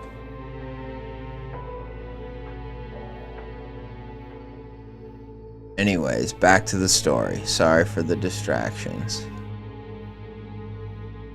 Come on. Wanna get on the screen? You won't let me pick her up, but she'll jump in my lap. 6 months ago, I was writing out the last bit of my paycheck from my previous job when I received the news that my niece had died. There was a car accident at the playground? Jesus Christ. A child? There was an accident at the playground. Nothing anyone could have done. My sister told me, even though I could hear the guilt in her voice. I don't know why I read car accident at the playground, but I did. I was like, somebody just drove a car onto the playground. Oh God. This is heavy. This is getting dark quick, Stella. Come on, little kitty bear. Come on. Come on, you little cow. Little cow kid.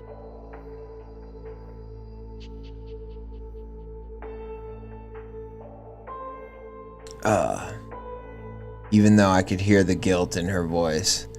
The news devastated me, and I couldn't even imagine how my sister was handling it. So I spent the last of my money on a cross-country flight.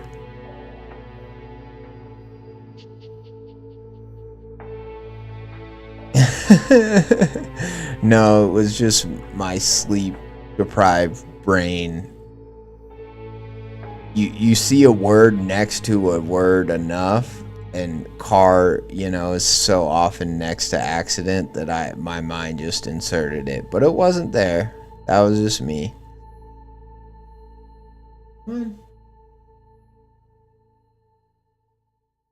Oh, okay. The news devastated me, and I couldn't even imagine how my sister was handling it. So I spent the last of my money on a cross-country flight, a train ride, and a bus ticket. My sister lived in the middle of nowhere, but there was no way I was missing the funeral. I had spent so much time away from my niece that I owed her a final goodbye. That's where I met Mr. Lazarus. With a name like Lazarus, we know what that means. Lazarus was the dude. Obviously, most people know this, but I'm just gonna say it for the benefit of anyone who might not. Lazarus was the dude that Jesus brought back to life. I think he was dead maybe like a day or something like that. It said in the Bible. I don't remember the exact story, but Jesus did bring him back to life, and it was very, it's very common that anytime you hear the name Lazarus, you can bet that resurrection plays into that somehow. And I've always thought it's just a really cool, not a lot of people read the Bible for its supernatural story quality. I don't know if you'd call them horror stories. They're religious stories, Obviously, they have a different sort of significance. But the Bible's got a lot of cool supernatural shit in it. I mean, demons, it's really the first supernatural horror story ever, written. actually, it probably wasn't the first, but like one of my other favorite stories from the Bible is just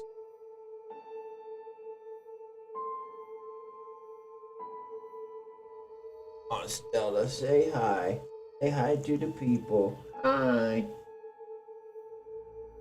One of my other favorite stories from the Bible is where the one where Jesus cast the demons. The demons say, "We are legion, for we are many," and there's a bunch of demons in a guy, and he casts them all out into a herd of pigs. It says, and then the herd of pigs run into a lake and all drowned and just like freak out and die and drown in the lake.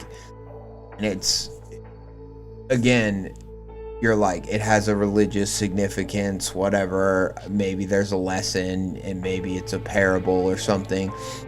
But I think just as a really creepy, cool story, it really shines in that way too. I mean, a dude literally doesn't have one demon. It says he has like hundreds of demons in him. And literally the demons say, "We are legion, for we are many." And then, you know, Jesus just does his thing, you know, Son of God, whatever.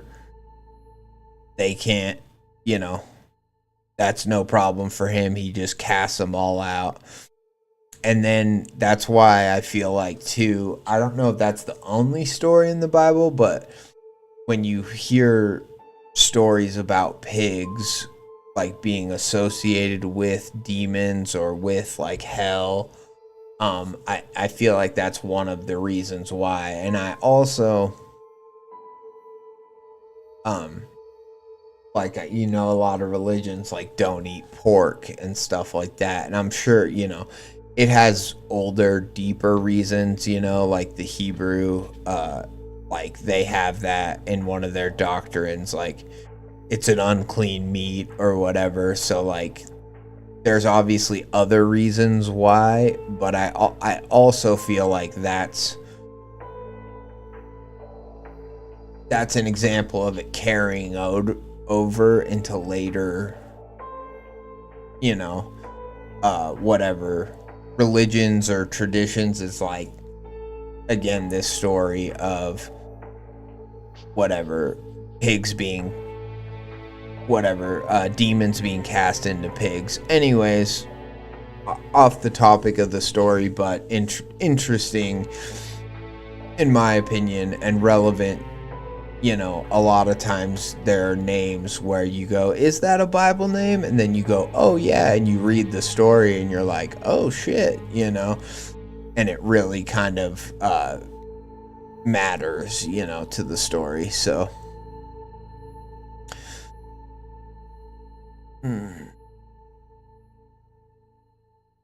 that's where I met Mr. Lazarus. Due to it being a small town, Mr. Arnold Lazarus wore many hats, or masks, if you ask me. Town mortician, funeral host, cemetery superintendent. But the only title relevant to me was the one that he bestowed upon himself that day of my niece's funeral: employer.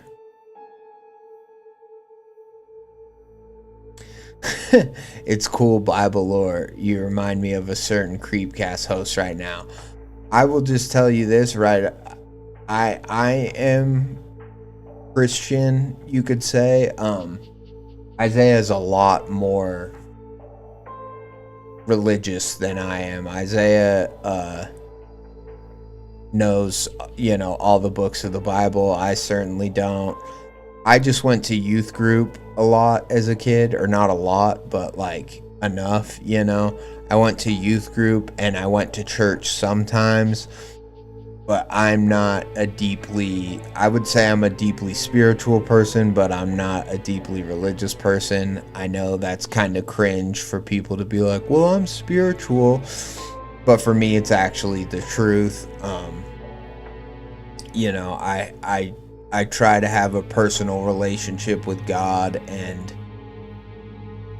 I find the Bible story, like, I still like the Bible and I like the Bible stories, but I don't know my Bible back to front. I can quote some verses, but I can't. There are some people where you can say a verse that's somewhat well known and they'll tell you, oh, that's Matthew, blah, blah, blah. You know, I can't do that. But as far as just the stories go and how much I understand why Isaiah equates so much stuff to the Bible, and I know Hunter gives him shit for it, but like the more you know about the Bible, the more you see elements of it pop up in so many other places. I mean, how could it not? You know, it's whatever, it's such a pervasive story. It informs so much of art and you know, media in general, like in so many ways that we don't even think about, that it's like, how could it not? And so I understand why so much stuff goes back to that for Isaiah. But then at the same time, I also like that Hunter like calls him out and is like, you go to demon stuff too quickly. You know what I mean? I think that that's fun, and it's true, because there are times when Isaiah is like assuming something is demons when they're like, no, that guy's just creepy, you know, or whatever, like stuff like that kind of thing. Like, yeah, he might have a demon in him. He also might just be a serial killer. Like, you know, it's not always a biblical reference. But yeah, anyways, back to the story. But the only title relevant to me was one he bestowed upon himself that day at my niece's funeral. Lawyer. Got cat hairs. Always got cat hairs all over me. Gotta love that, especially being allergic to them. You gotta love it. You see, I was strapped for cash and I was planning to stay with my sister for a while, which meant I needed a job. If I was going to be any kind of support, I had to stop being a leech first. It was my sister's idea to introduce me to Arnold. She quickly mentioned my landscaping experience and noted that the cemetery was noticeably run down.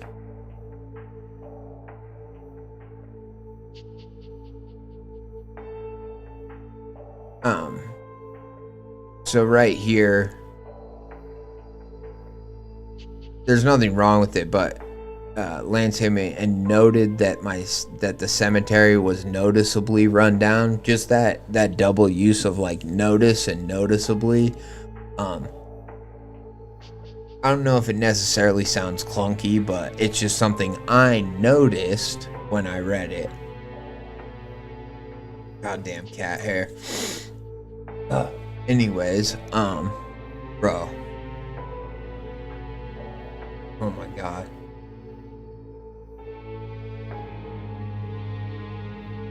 It's so annoying. Fucking A. I'm just gonna try to eat it at this point, the cat hair.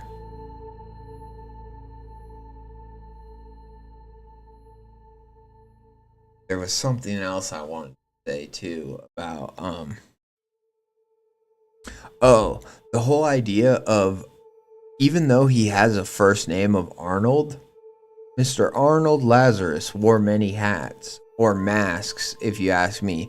Town mortician, funeral host, cemetery superintendent. All of that stuff kind of makes sense. It makes sense, especially if it's a small town, for one guy to have all of those jobs. But if one guy has all of those jobs and then his name is Lazarus, his name is Arnold Lazarus, call me superstitious, call me whatever, I immediately am being like, I'll work at Subway, I'll work anywhere else. If I'm our main character, I'm not taking this job, specifically because the guy's name is Lazarus. If his name is Arnold, Witwicky or fucking Arnold Johnston, I might work there. If his name is Witwicky, I'll definitely work there, because then he's related to Sam Witwicky from the Transformers movies, and I have some questions to ask him about the Transformers universe. But yeah.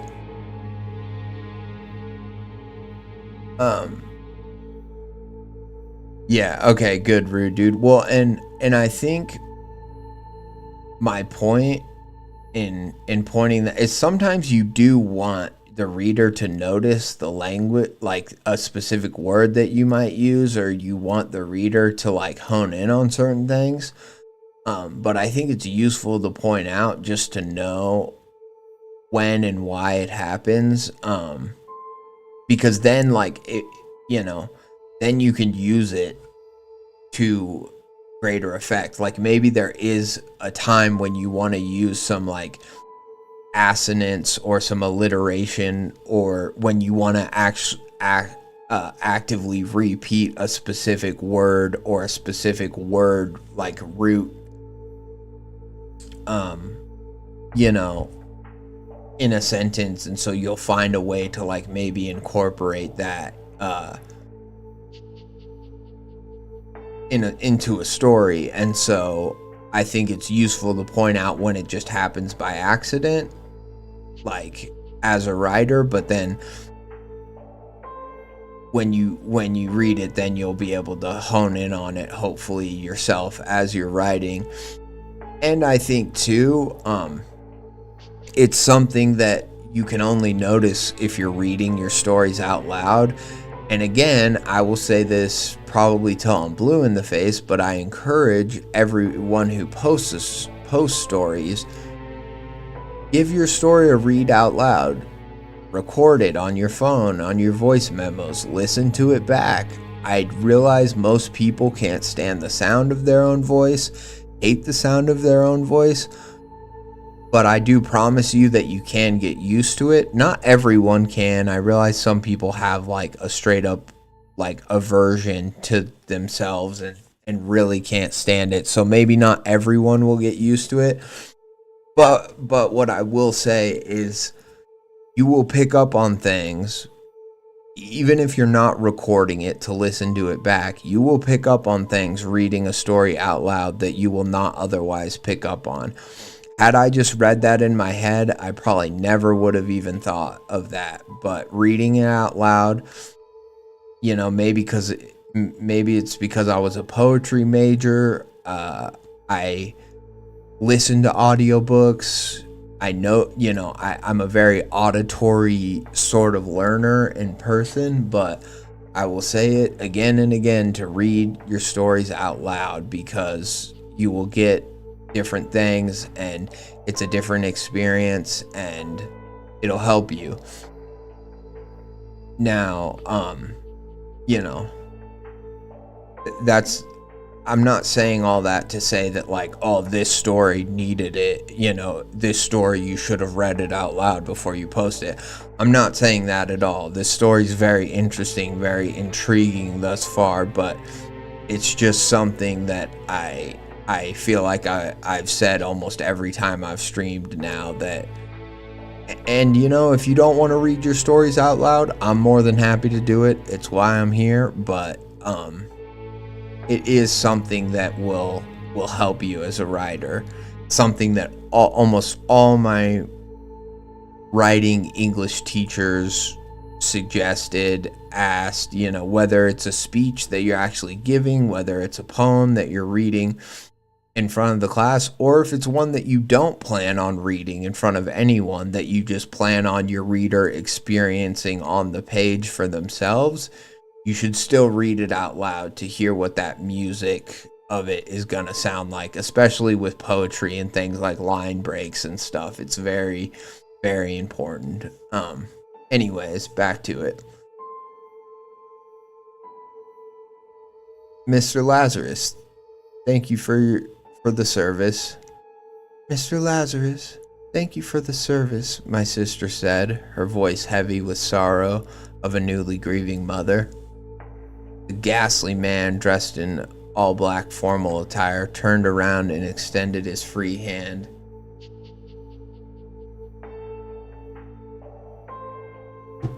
His other hand gripping his worn-out Bible. Loose papers and page markers were sticking out of its weathered pages like gravestones from the ground. I love that. I love that. It painted a picture in my head.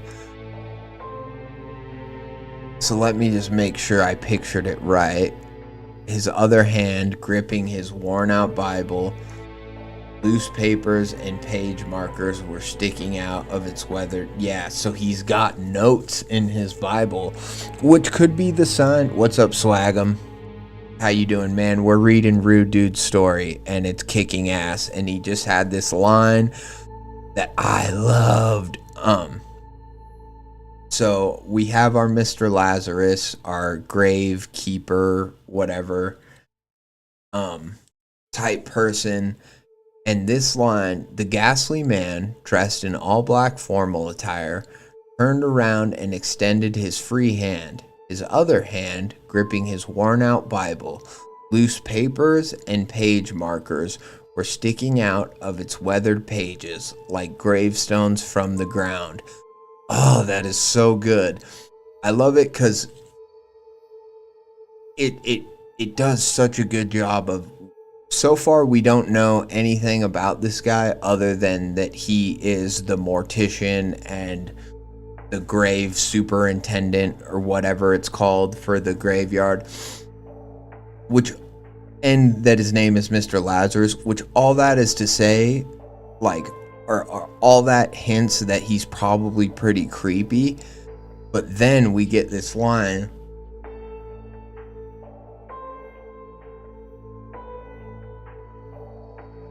This is a rewrite. Nice. Okay, hell yeah. So, and I love, the ghastly man dressed in all black formal attire. Pretty regular. Extended his free hand, in his other hand, he's gripping his worn out Bible. And from the idea of the worn out Bible, we know that he's probably deeply religious, which makes sense given his name. But then we also know he has loose pages and page markers, which is the sign of, somebody who's pretty devout. If they're carrying a Bible, usually can mean they're devout, but the fact that it's got page markers are one thing, but the fact that it's got loose papers in there, that tells me that maybe they have outside research. Maybe this person, their name's Mr. Lazarus, so maybe they're some sort of necromancer. Maybe they're using their Bible for whatever alchemical, necromantic purposes, whatever type of thing. And that is, I get all of that by just, and I start to wonder all that by just this line about loose papers and page markers were sticking out of its weathered pages like gravestones from the ground. And that image, which we already have heard about, this noticeably run down cemetery a little bit, and clearly with the title we know that the story is going to take place in the cemetery. But rather than spending multiple paragraphs describing the cemetery and what it looks like and the weathered headstones and crumbling this and that, which you can do all that, and maybe we'll have that later in the story, I feel like we get such a good image of that by instead getting this image of the Bible and the sticky notes or the papers sticking out, the page markers sticking out of the whatever that's called of the book,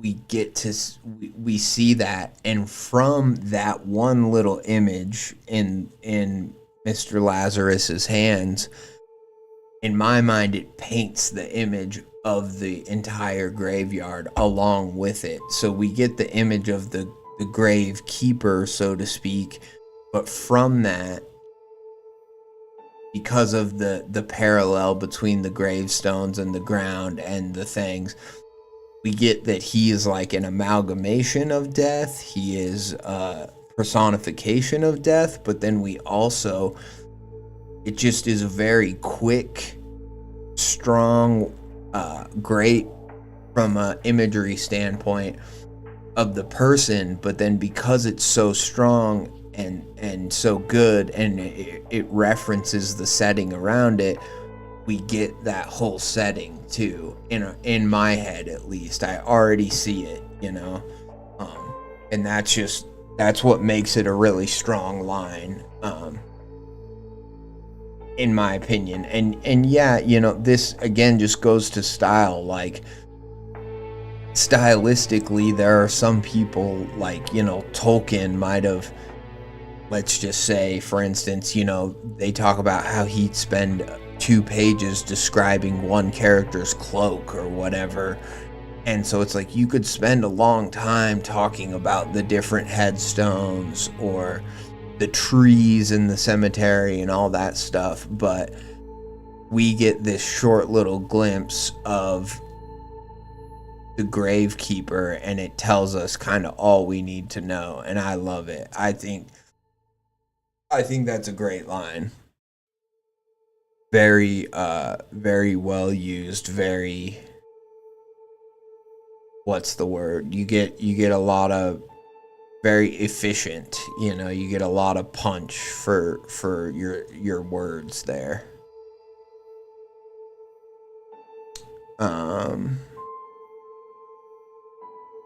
Pleasure to see you again, Mr. Faust.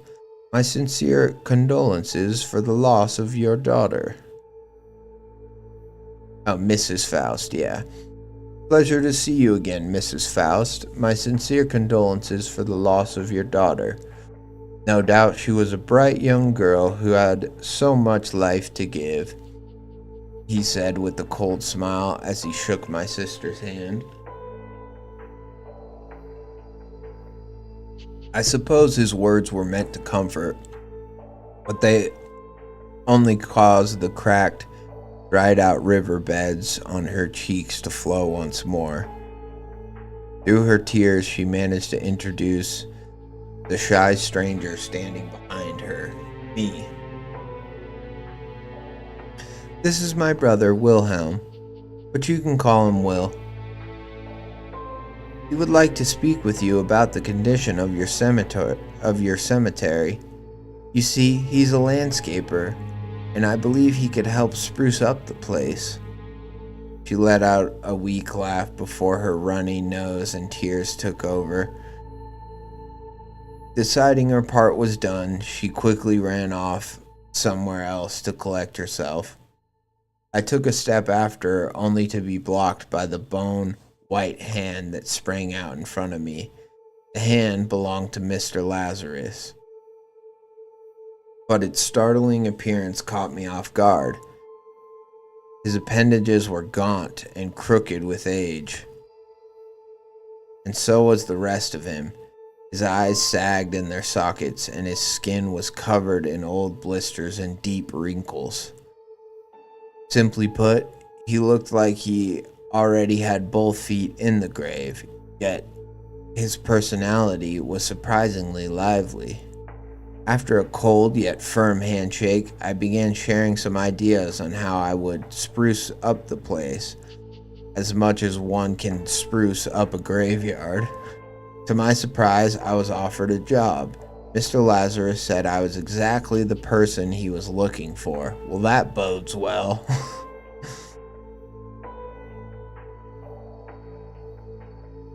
Lots of news stories out. Awesome. Ooh.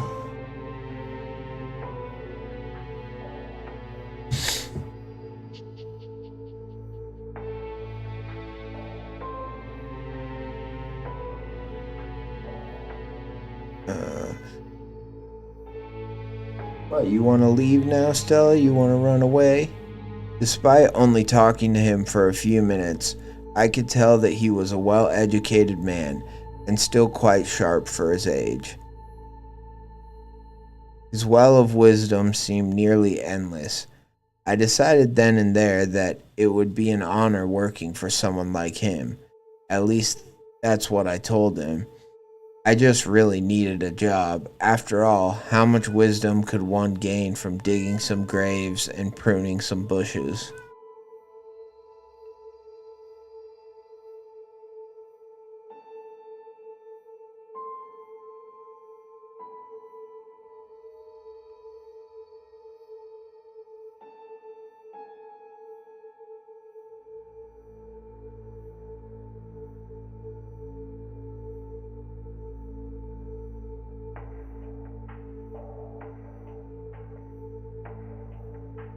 Alright. She had her fun. We had a cat on the stream. Now she really is not getting back in here. Even if she meows till the cows come home. Alright. And pruning some bushes. I've been here 6 months. And I can count on one hand the number of graves I've had to dig myself. 5? 5 graves? For 5 expected deaths, old people and cancer patients mostly, but those aren't the deaths I'm writing about.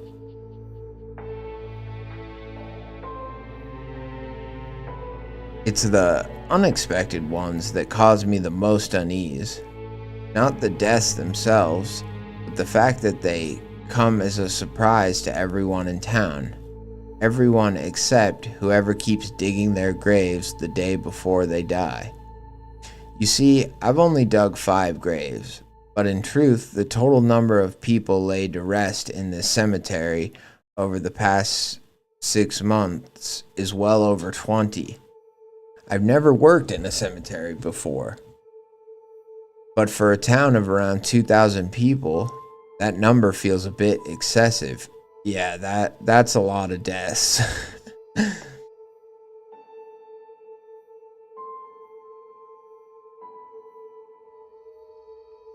At first, I didn't think much of the holes. I figured someone else was just doing my job for me, and I was fine with that, as long as I was the one getting paid for the work. I asked Mr. Lazarus about it a few months back, but he just shrugged it off as a prank. But I wasn't convinced. I don't know how many people would spend their evenings digging 6-foot holes as a joke. Maybe it's a blind grave robber. You know, he just goes to the cemetery at night and he just digs holes and he's like, fuck, wrong spot again. You know, maybe that's it, but obviously not. But that's, you know, that's interesting. So it's only the people that aren't supposed to die, but the holes just show up. But I assume the headstones aren't there yet. I mean, most of the time when a person is buried, there's no headstone until a while after. But yeah, I think that's funny. Or yeah, it's like a blind. It's like a. Yeah, it's a person who has really bad eyesight, but they're a grave robber, and they're like, oh, like, here's a nice big headstone, and they're digging in front of it, and then they're like, fuck, that's just a bush, you know. They're super fucking, they've got the glasses that like make it so they can barely see, but the only explanation I could come up with was that some backyard botanist was stealing soil from the graveyard. That doesn't make a lot of sense, but okay. Because every time a hole appeared, there would be no trace of the dirt that once filled it. The lunatic probably thought the soil would be rich in nutrients. How stupid he must feel, because after 6 months, I'm still struggling to get anything to grow in this godforsaken place. Yeah, a pirate with 2 eye patches. I know we hid the treasure around here somewhere. I'm just looking for old One-Eyed Willie's treasure, you know. There's One-Eyed Willie, he's No-Eyed Nathan or something like that. I'm No-Eyed Nathan, One-Eyed Willie's cousin, and I'm just looking for the treasure. Arr.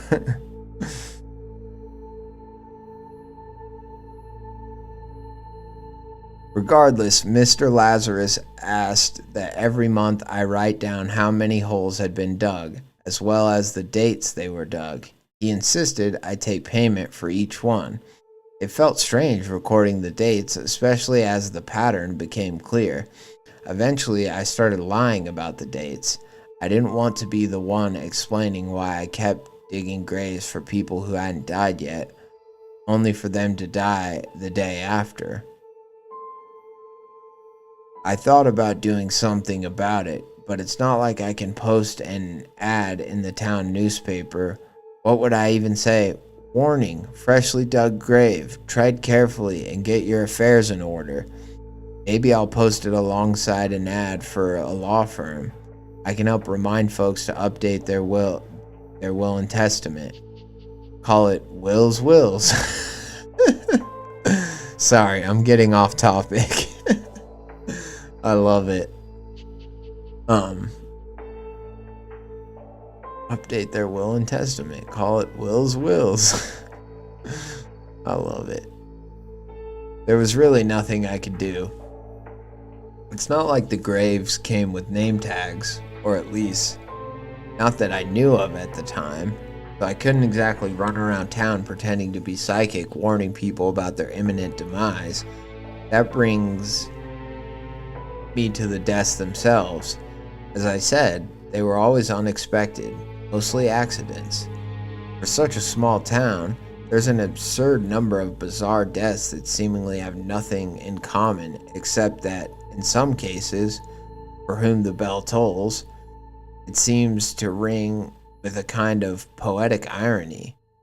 You'll see what I mean once I list a few, even though you probably won't believe me. They range from the mundane, like a school teacher choking on an apple a student gave her, to the downright headline worthy, like a politician accidentally slitting his own throat with a pair of giant golden scissors. Okay, this is just fun. This is just good old-fashioned fun. I love the school teacher choking on an apple a student gave her. Kind of ironic, you know, anyways. And then a politician, you know, slitting their throat with the giant golden scissor. Like, that is awesome. I love the kind of ironic Final Destination-y element of these deaths that, like, you know, they might be as simple as choking on an apple, or they might be impaling yourself with giant scissors. And in some way, you know, like, I wonder if the school teacher was actually a good teacher. You know, a student brought her an apple, so, you know, I assume maybe she was, or they were, but I really, yeah, I just like it. I think that's a lot of fun, and it's fun. It's fun to have in a horror story, like, deaths that maybe aren't necessarily supernatural, but that just kind of start ringing the bells that, hey, maybe something supernatural is going on here. You know, maybe these aren't random, you know. There was a snake wrangler who died from a bee sting, or was it a beekeeper who got bitten by a snake? I don't remember. It could be both. We had a drug dealer who overdosed. Out of all the deaths, that one's probably the most easily explained and arguably justified. On the other side of that coin, my favorite bartender got hit by a drunk driver. Rip Larry. What a great guy. I miss you, buddy. That's awesome. We even had a weatherman who got struck by lightning live on TV. Okay, the last one was made up, but you get the idea. My point is, there's some serious divine intervention. There's some serious divine intervention. Ugh, must have swallowed too much cat hair because now I'm itchy. There's some serious divine intervention going on in this town. The only question is, who's pulling the strings? The only thing these deaths have in common is that all their graves simply appeared overnight. At first, it was just the holes, but after a few months, something else started appearing overnight. The tombstones.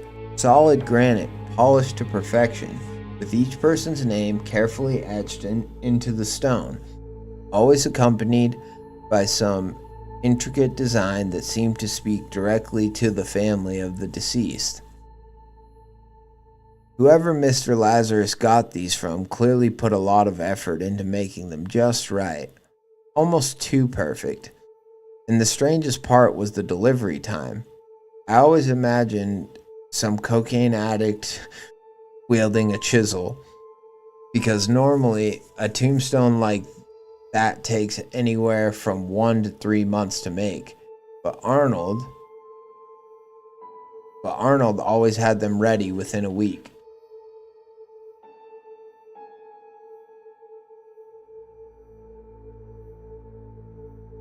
Even he knew it looked suspicious. He urged me to wait before installing them to surprise the families with the brand new tombstone, free of charge. Well, not exactly free. It did cost them a loved one, but it was the least we could do to give back to the community. Or so Mr. Lazarus said. See, I like this detail because it would, like, the holes are just appearing, right? Like, he's not seeing anyone dig them, like a shadowy figure or anything. But then it's also like, the gravestones are just popping up. Or they're not just popping up, like, in front of the bodies, like, the day after they're buried or something. Like, it sounds like maybe they're just appearing for Mr. Lazarus, or maybe Mr. Lazarus is making them himself. But, like, even he knows that it doesn't look great, or that it seems odd, you know.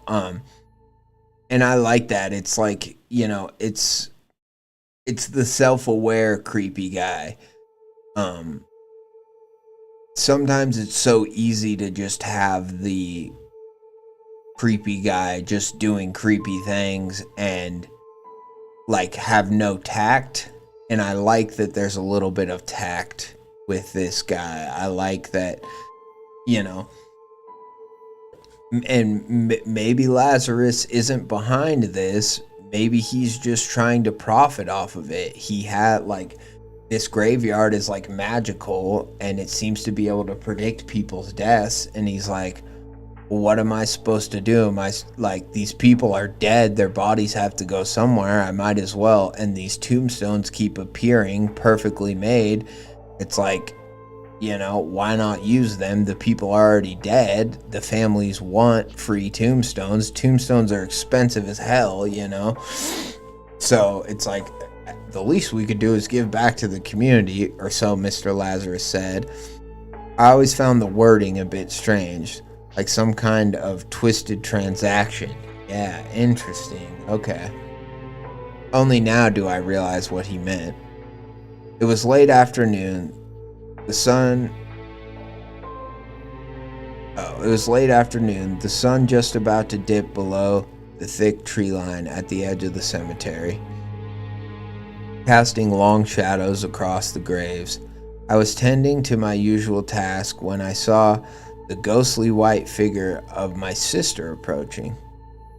The last few months had done nothing to ease her pain, and the only time she left the house was to visit Liza's grave. She was on her way for another visit, the usual bouquet of day-old supermarket flowers furiously clutched in her hands.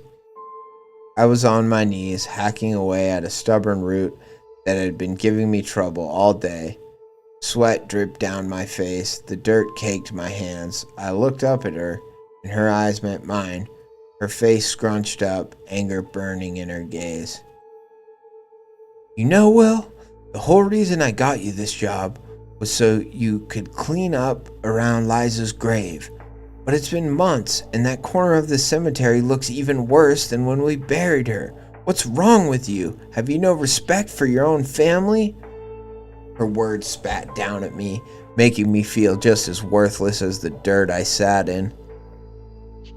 The truth is, I had been avoiding that area ever since the funeral. I couldn't bring myself to visit her grave, even though I worked just a few meters away from it almost every day. I'm sorry, Marie. I just have a lot on my plate. I can't put personal matters over my professional responsibilities, I lied, knowing full well she wasn't buying any of my excuses. That's bullshit and you know it. You've always been a slacker. I'll hand it to you. There are a lot of new graves around, and you seem to be putting in a lot of effort for them. I just wish you'd show the same care towards your family. With that, she turned away, but before she could leave, I grabbed her hand. She winced as a muddy hand coated her delicate fingers. Tears swelled in my eyes as I looked up at her, and for the first time in a long time, I was honest. I told her how the grief and guilt had become too much to bear, how I felt guilty for spending more time around Liza now that she was dead than I ever did when she was alive, how I couldn't bring myself to visit her grave,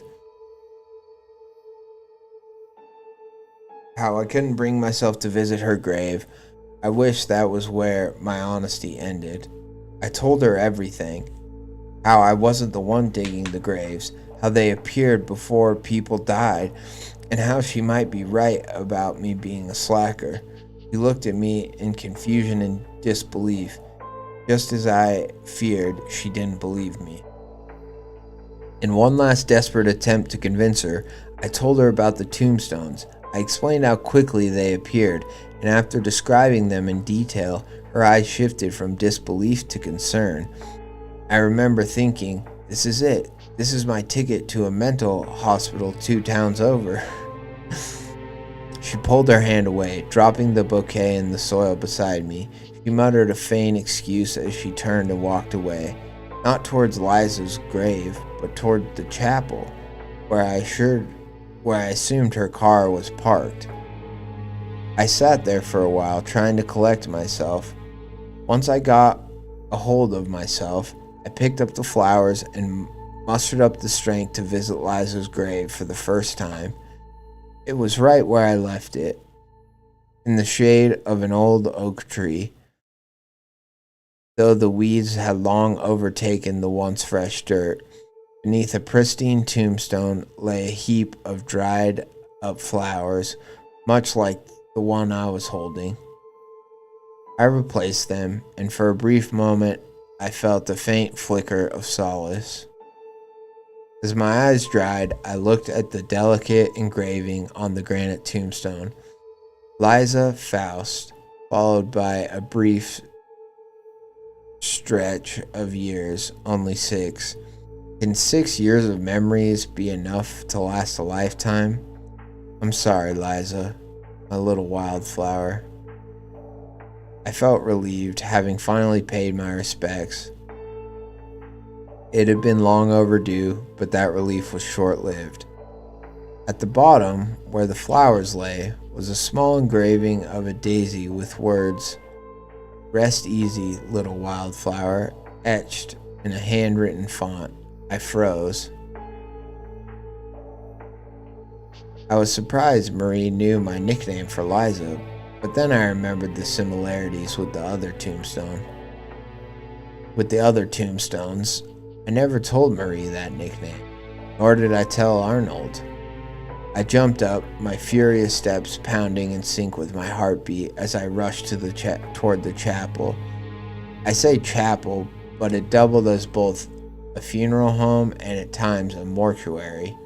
It didn't matter. I was ready to face whatever mask Mr. Lazarus was wearing today. I was so focused on my mission that I barely noticed the freshly dug grave I passed on the way there.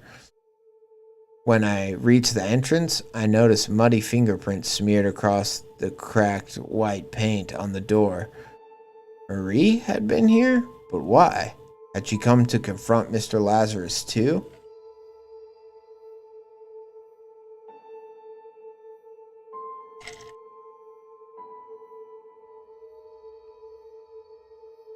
I searched the entire building, but found no one. Just as I was about to give up and head outside to check for Marie's car, I remembered the basement, the one that served as Mr. Lazarus's mausoleum, his workroom for procuring the dead. I pushed open the rotten wooden door. It groaned heavily on its hinges, followed by an unnatural silence as I made my way down the steps.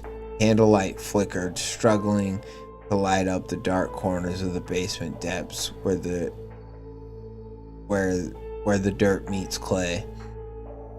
In the dim glow, I saw stacks of granite blocks draped in dusty sheets. Against the far wall stood a work table with a single candlestick, the only source of light in the entire room. I stepped across the cold, unfinished floor, dust rising with each footprint planted, until I finally saw what was on the table. The candlestick was the first thing I noticed. It was old, heavy, and made from some tarnished metal. Its shaft was covered in sharp demonic engravings that looked like they had been carved by the devil himself. Flickering light it cast revealed a slab of raw granite on the table. A pentagram smeared across its surface in thick, dark red streaks, like some sadistic finger painting. The crude drawing alone was enough to make my skin crawl. But it was the two words carved into the center that sent a cold rush of adrenaline up my spine. Marie Faust. I stumbled back, my legs nearly giving out beneath me. I scrambled for my phone and called Marie, but it went straight to voicemail. My heart sank. Was I too late? At the tone, I left a panicked message.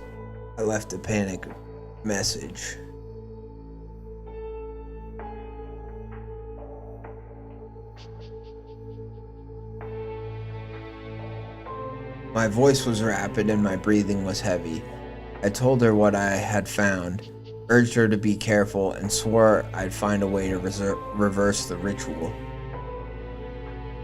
This is how he does it. Every unexplained death is born from one man's desire to play God. Get home, lock yourself in your room, and don't do anything dangerous. As soon as I ended the voicemail, I stuffed the phone into my pocket and grabbed the heavy candlestick.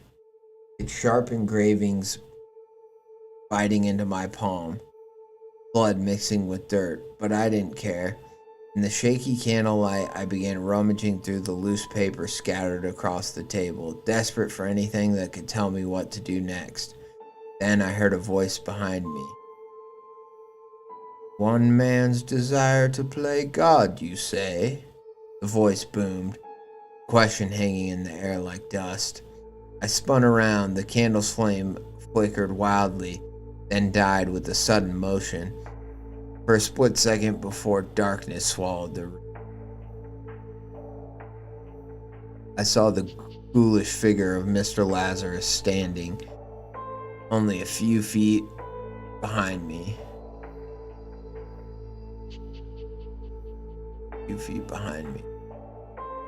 In the darkness that followed, I heard him shuffle closer. Then a spark of light filled the space. He had struck a match and was now close enough to reignite the candle before the wick had even lost its amber glow. My words failed me, and fear left me motionless. I was now merely a human-sized candlestick holder. The silence didn't last long. It was quickly filled by the booming voice of Mr. Lazarus. He spoke in the same assured tone he used during funeral services. A voice meant to fill a chapel, now bouncing off the cold walls of a cramped basement. He wanted to intimidate me, and it was working. All I could do was listen. You make it sound like I'm the one deciding who lives and who dies, when I'm merely calling in a favor for years of dedicated service to our Lord. His laid-back attitude left a gap in conversation, inviting me to interject.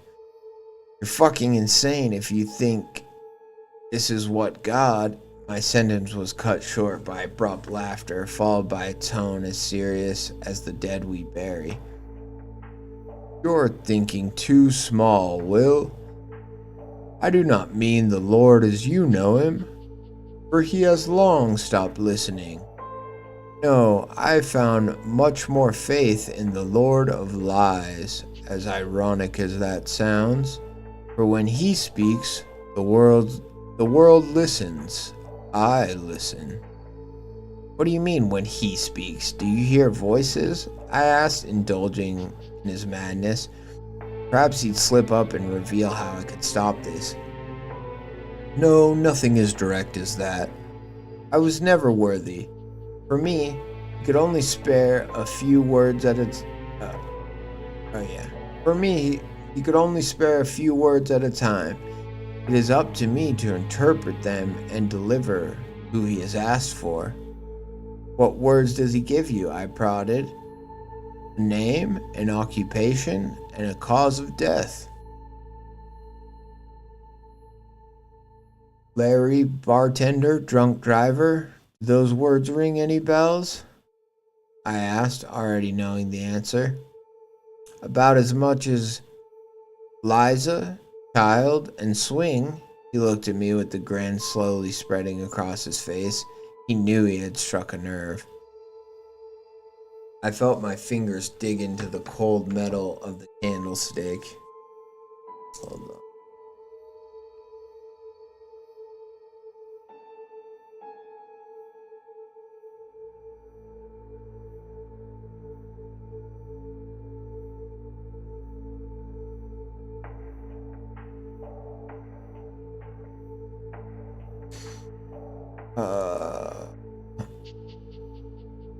I felt my fingers dig into the cold metal of the candlestick, my grip tightening to the point where blood dripped from my hand and my knuckles turned white. I shot him a look of pure hatred. In response, his laughter rumbled in his chest like he was recalling some twisted joke. You remember the beekeeper? Turns out I mixed up the occupation and the cause of death. 2 weeks later, I got the same request, and that's when I realized the mistake. Oopsie. Who would have guessed a snake wrangler was allergic to bees? Not my fault they shared the same name. He let out a hearty chuckle. You're sick. How can you play with people's lives like that? Someone dying isn't just a mix-up. It shouldn't be up to you in the first place. I stepped closer, but Arnold didn't flinch. You're going to tell me how to stop this, and then I might think about letting you live, I said, spewing out empty threats. Oh, look at you, deciding who lives and dies. I already told you, you don't get to choose. You don't have enough credit. Me, on the other hand, stepped closer, pressing his wrinkled face against my cheek, and whispered in my ear, I have enough to purge your entire bloodline. The anger that had been swelling in me boiled over. I I shoved the old bag of bones to the ground and raised the heavy candlesticks over him in a threatening gesture. "Tell me how to stop it." His tone shifted along with his posture. Now on the ground, he pleaded, "There's nothing you can do. By engraving the tombstone with their name, the ground is broken and their fate is sealed. That tear in the earth will not close until its hunger is satisfied. Come morning, your sister will be dead, and her spirit will be claimed. Her body is the only thing that can complete the transaction." "I've heard enough." I swung the candlestick down with all the force I could muster, the flame snuffing out instantly as the heavy metal collided with Arnold's skull. The base shattered with a sickening crack, rolling off into the darkness as his body crumpled to the floor. In the stillness, I could still hear the shallow breaths he took, face pressed into the dirt. For now, he was out cold. I was relieved he wasn't dead. I figured I'd need him later. When I searched his pockets, all I found was a matchbox. Once I reignited the candle, I noticed a scrap of paper sticking out from the shaft. It was a set of instructions. None of it made sense. Instead of wasting time trying to decipher the ancient runes and symbol, I decided to do the only thing I knew. I was going to fill that hole before sunrise. I tied Arnold to one of the rotten wooden beams of the basement and headed upstairs to the empty grave. I grabbed a shovel and a wheelbarrow, but after an hour of painfully shoveling 5 wheelbarrows worth of dirt with my bloody and blistered hands, it became obvious that the hole was indeed bottomless. It was no more filled than when I had started. Then I remembered Arnold's words. The earth will not close until its hunger is satisfied. He might have said too much. It was clear that dirt alone would not suffice. I needed a body, and I would do everything in my power for it not to be my sister's. I ran back to the basement and grabbed Arnold by his heels, ready to drag him out and into the pit. But then I paused, remembering the restraints I had put on him. In that brief moment of hesitation, he hit me, my thoughts finally catching up with my actions. I was shocked at how quickly I had concluded that this man had to die to save my sister. I wasn't even sure it would work, or if Marie was still alive.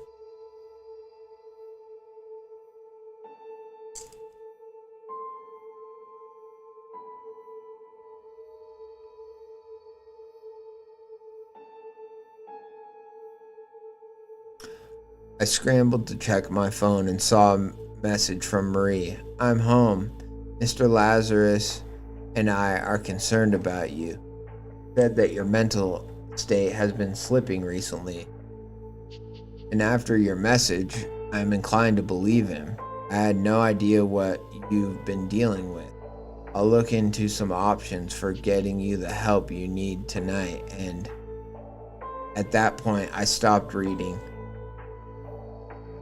All that mattered was that she was home, safe. I didn't care what she thought of me, as long as she was still thinking anything by the time morning came. The problem persisted. How sure was I that dumping Arnold into the hole would work? I stared at the strange symbol on the paper for another hour. My mind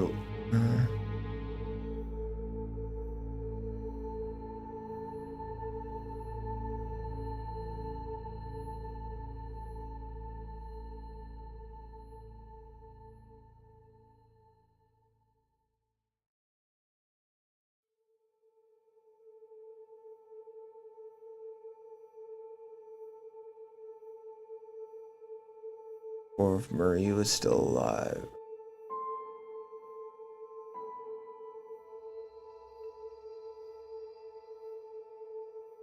How sure was I that dumping Arnold into the hole would work? I stared at the strange symbols on the paper for another hour, my mind looping over every word Arnold had said. Then I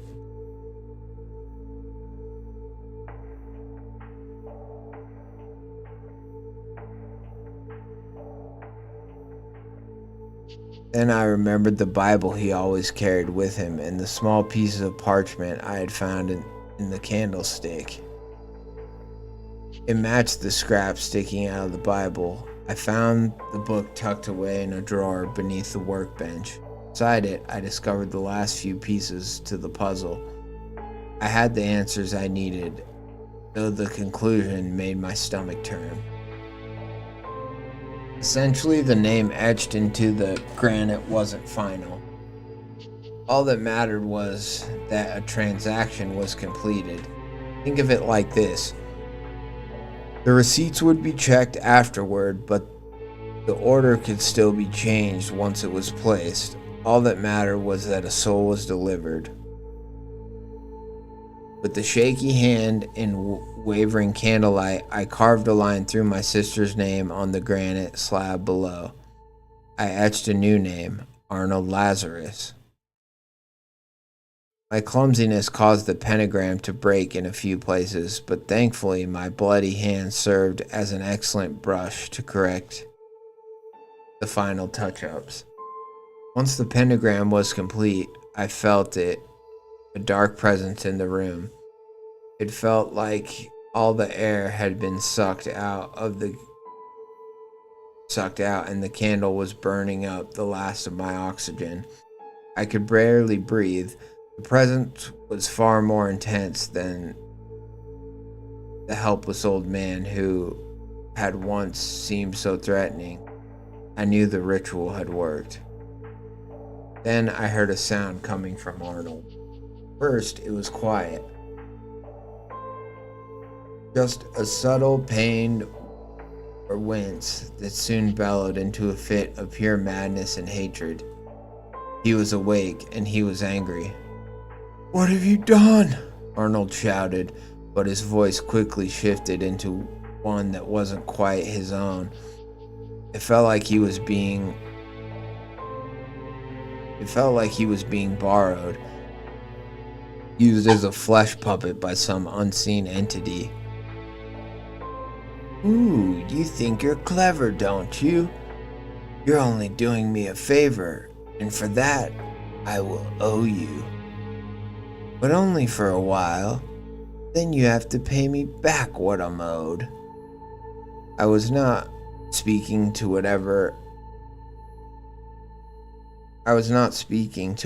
had taken hold of Mr. Lazarus. I had one job to do and nothing would distract me from my task. The voice cackled before breaking into a rhythm, which it repeated as I dragged it up the stairs and into the hole.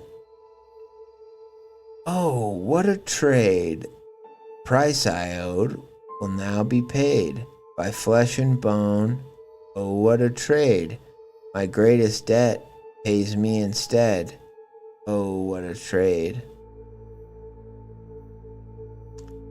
It stared up at me from the hole and smiled with a most unholy grin as I threw shovelfuls of dirt into its unblinking face.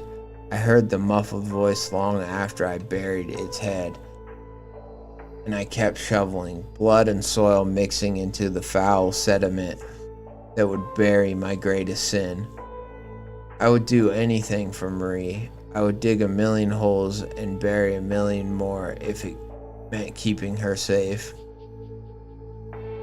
In my attempt to smother the voice, I realized halfway through filling the hole that it was no longer coming from the grave.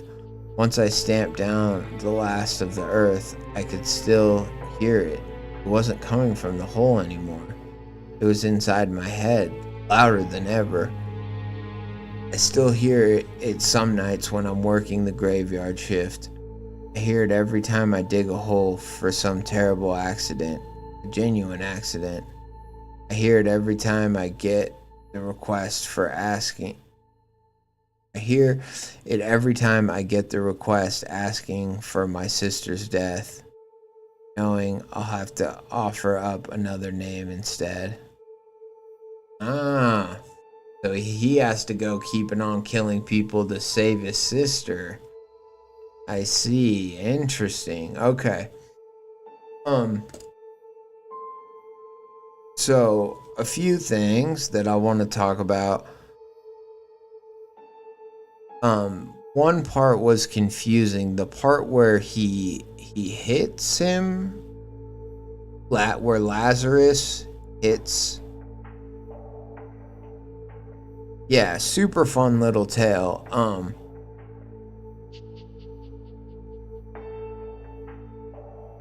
It was like he ties Arnold up. I ran back into the basement to grab Arnold by the heels, ready to drag him into the pit. But then I paused, remembering the restraints I had put on him. In that brief moment of hesitation, oh, it hit me. Okay, sorry.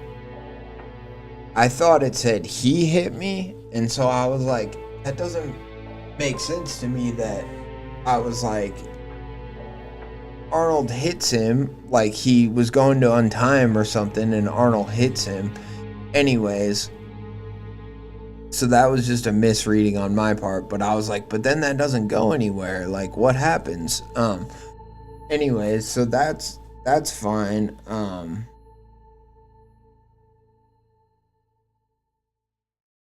What I really like is that, you know, this is kind of a cask of Amontillado, in a sense, where, you know, in that he bricks a guy up behind a wall while he's still alive. And that's a Poe story if you don't know, but this is like kind of a modern version of that, where we have, you know, our narrator who, Will, who for pretty altruistic reasons is just trying to stop this evil guy, and essentially, you know, saves his sister, which is fun. You know, it's a fun,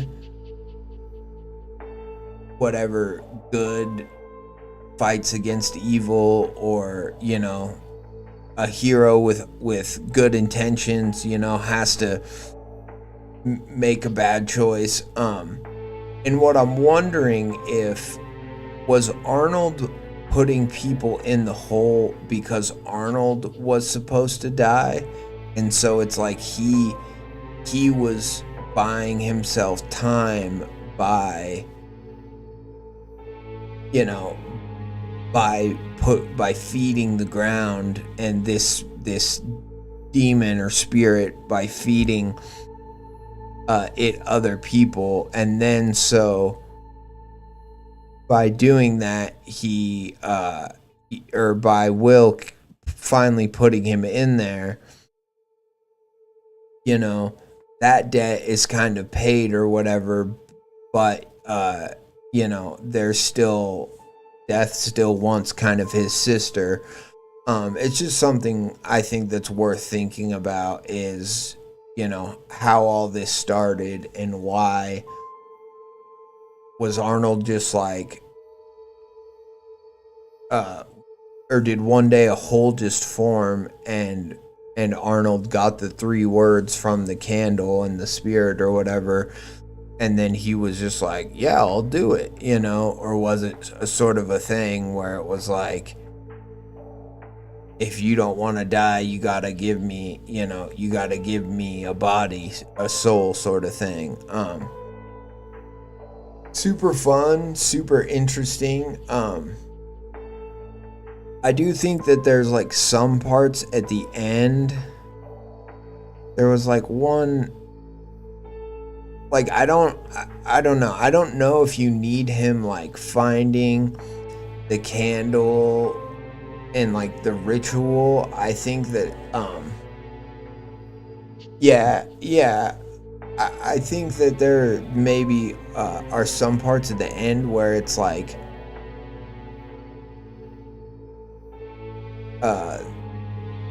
where it's like kind of spelled out, and I don't know if it fully needs to be. Like, I think if you just had him, like, once he has the conversation with Arnold, if he just,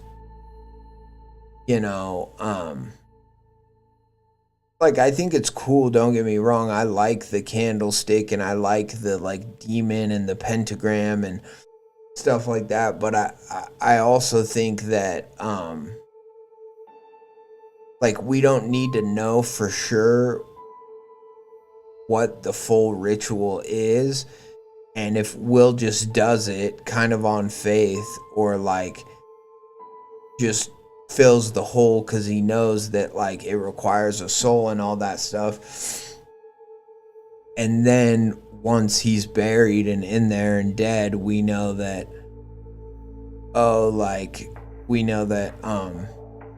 it worked, because then he hears the voice inside of his head. Do you know what I mean? I don't know if I'm saying this well. Probably not, because I'm pretty tired. But I think at the end, it was seeming like, it was like, oh, and I solved this puzzle piece, and then the back and forth, probably could just be trimmed down, and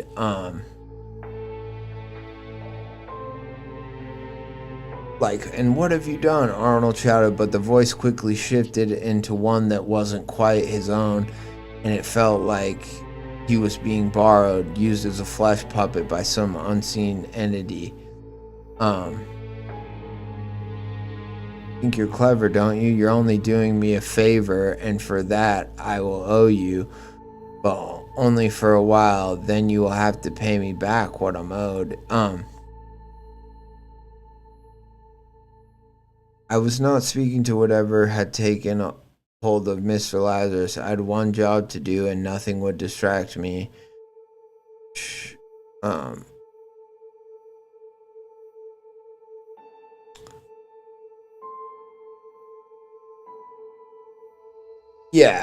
I think it could have the same impact, and we would know that it's like, I understand that Will wants to know, like, if he does the ritual right, but we would ultimately know that when he kills the dude and buries him anyways. But I do like this part, like this, my greatest debt pays me instead. Oh, what a trade. Like, I think you can still have all that stuff. You could even maybe have this, like, on the grave, like maybe Will carves the name, but then instead, like, some of this appears, or like what the demon says is like somehow incorporated into the headstone or something. There was like one paragraph in particular that I felt like, okay, this was getting, maybe it was this part. I'm trying to find the exact part. How sure was I that dumping Arnold into that hole would work? I stared at the stern for about an hour in my mind, looping every word on. Then I remembered the Bible he carried with him, the small piece of parchment I found in the candlestick. It matched the scrap sticking out of the Bible.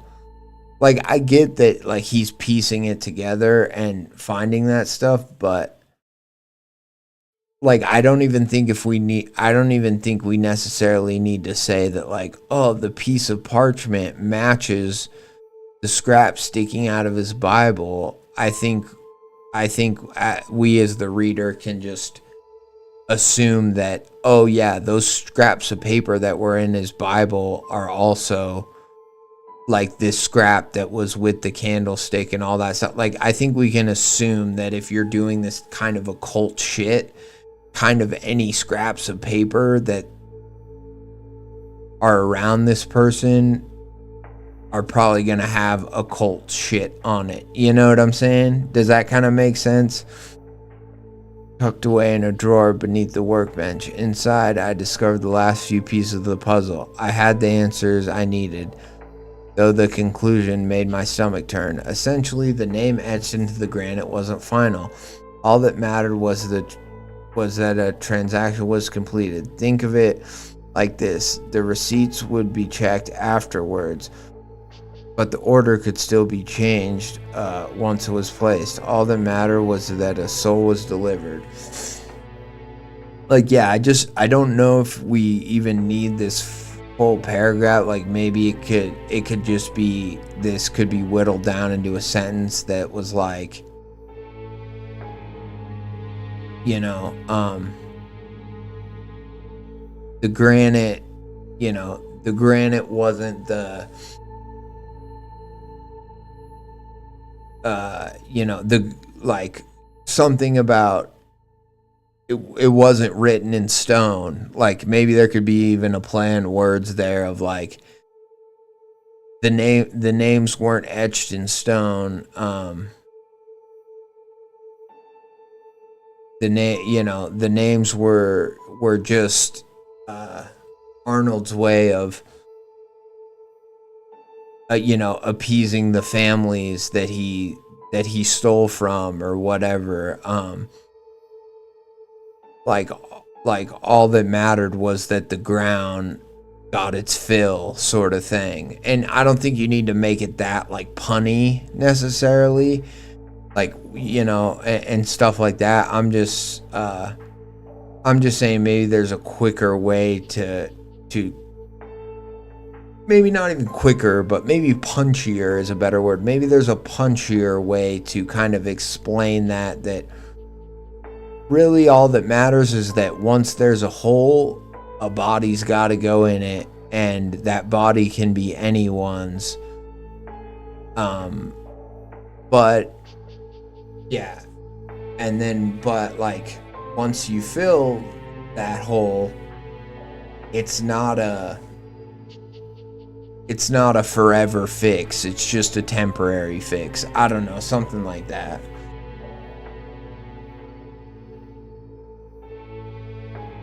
Yeah, okay, and I see that. I see that it's like, and so maybe there's something about like, but I know what this means. I know that this means I'm gonna have to be the caretaker of the graveyard now. I'm gonna have to be the ones filling these holes from now on, you know. So I get that, and I get that that's what a lot of these lines are doing. And I like it. I like that he takes on that role to save his sister, who's already been through so much. Like, to me, that makes sense, you know, for that, for the character to, you know,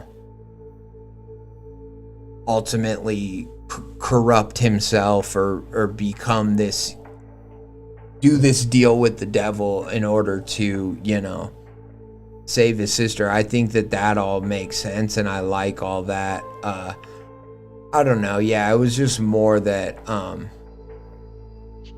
there were just some things. I don't know. I already said what I have to say. There were just some things where I was thinking like, oh, we can get to this part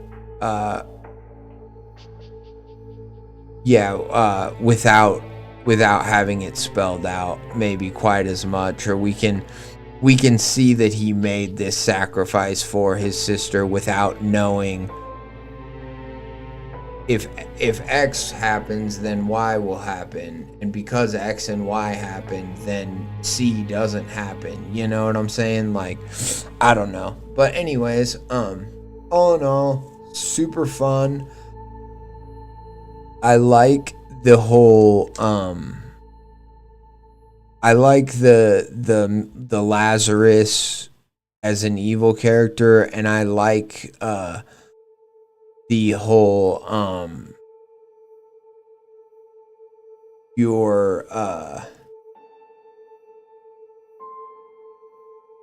kind of stuck with whatever he does, at least like in the town, because he's running the graveyard. It's, that whole element of he chooses who dies, even though it's not actually him, it's actually like the death character, the demon, the spirit. I think that is just really fun, and the whole idea of him mixing up the beekeeper and the snake wrangler thing is just very fun. And I think that it's maybe even worth exploring, well, how did Arnold get to this place, or what made him make the deal in the first place. I think there's even maybe another story there, or maybe some other elements, or maybe that's a way to do it rather than, I don't know. Like maybe you have some sort of thing where Arnold's like, you think I wanted to, you think I wanted to kill all these people, or you think I wanted to blah, blah, blah.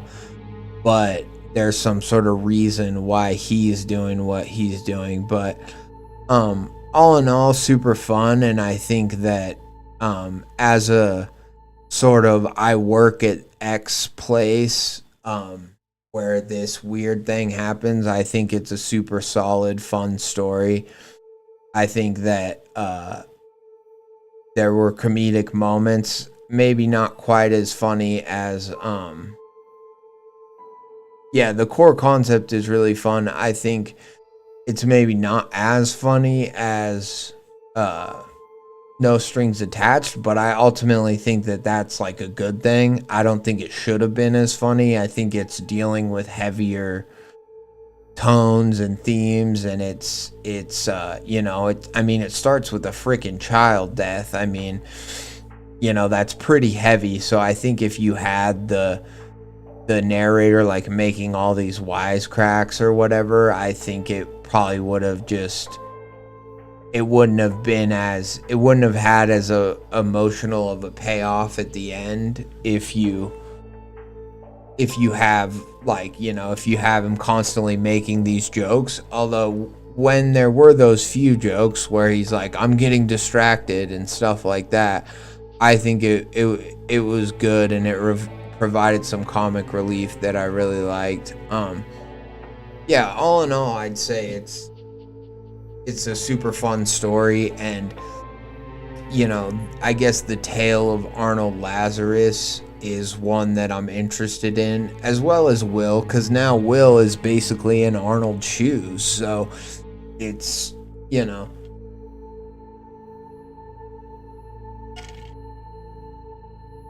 it's the whole, if you look long enough into the abyss looks into you. And I think that is just a great horror concept, and it's super fun to just imagine that, like, if you work at a graveyard for long enough, even if you're just like planting flowers or taking care of the bushes or whatever, it's like if you work around death long enough, soon you will become death, or soon you will become an agent of this thing, that you surround yourself with. What's up, Plagius? Plagius? I don't know how to pronounce that, but welcome. Thank you for coming. Thank you for popping by. I think that's super fun. We're good. We just read this story Rude Dude wrote. I work at a graveyard, the graves dig themselves, or work at a cemetery, the graves dig themselves. Super fun. I love it. I love the concept, and I was wondering if the other thing I was thinking of before the story ended was Will going to make that sacrifice for his sister? So maybe was he going to like just jump into the grave himself, kind of thing, or somehow bury himself, or like offer up his life. So I don't know, maybe there's room for a part 2 of this story down the road, and maybe that is how he can end the curse that is this graveyard and is this that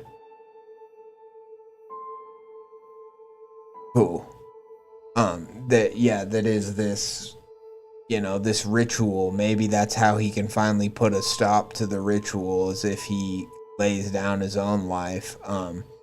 And I think that's pretty fun, or would be a fun way to continue this, or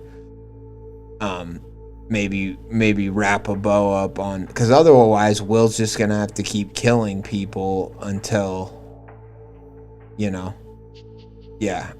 to keep his sister alive. So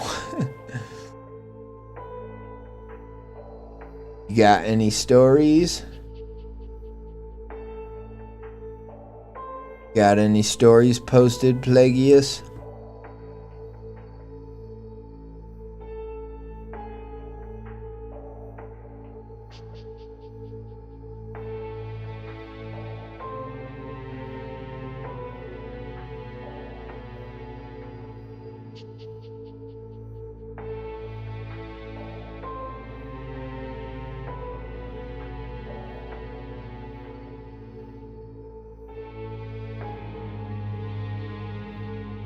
It's on the Creepcast subreddit, or you mean Creepcast did an episode of your story? Because if so, that's pretty cool.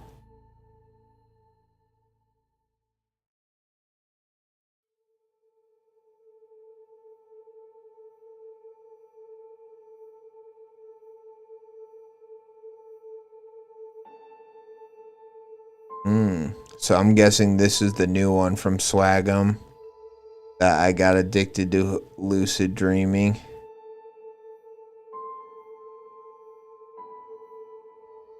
Well, Rude Dude sees it on the sub. He found it real quick like.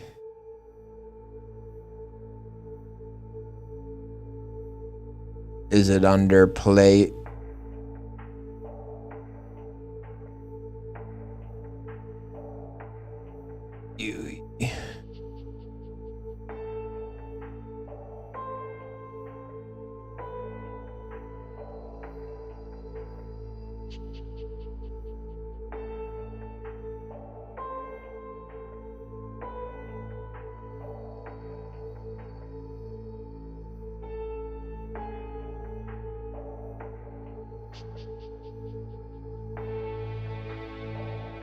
Ugh. I'm getting tired, folks. Butcher Ex Machina. Okay. Let's see what we got here.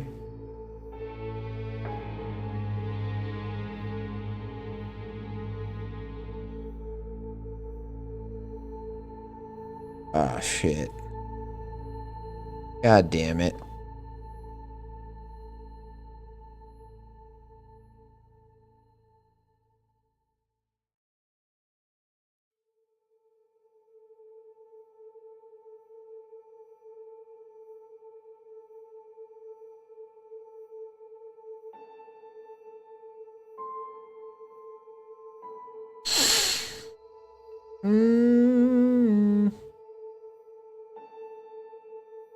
Man is machine. Got it. Okay.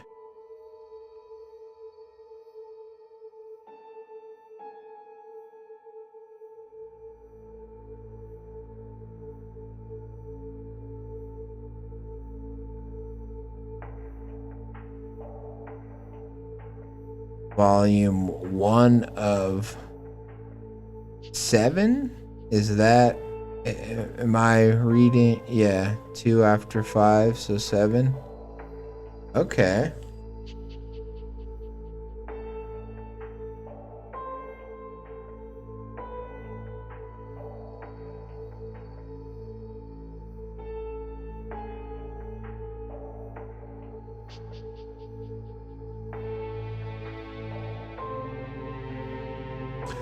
Okay, nice. So you got a nice long multi-part series here. That's pretty cool. How many upvotes does it have? 10? Not bad, not bad. A lot of stories don't have 10, so that's pretty dope. Whew. Well, that's...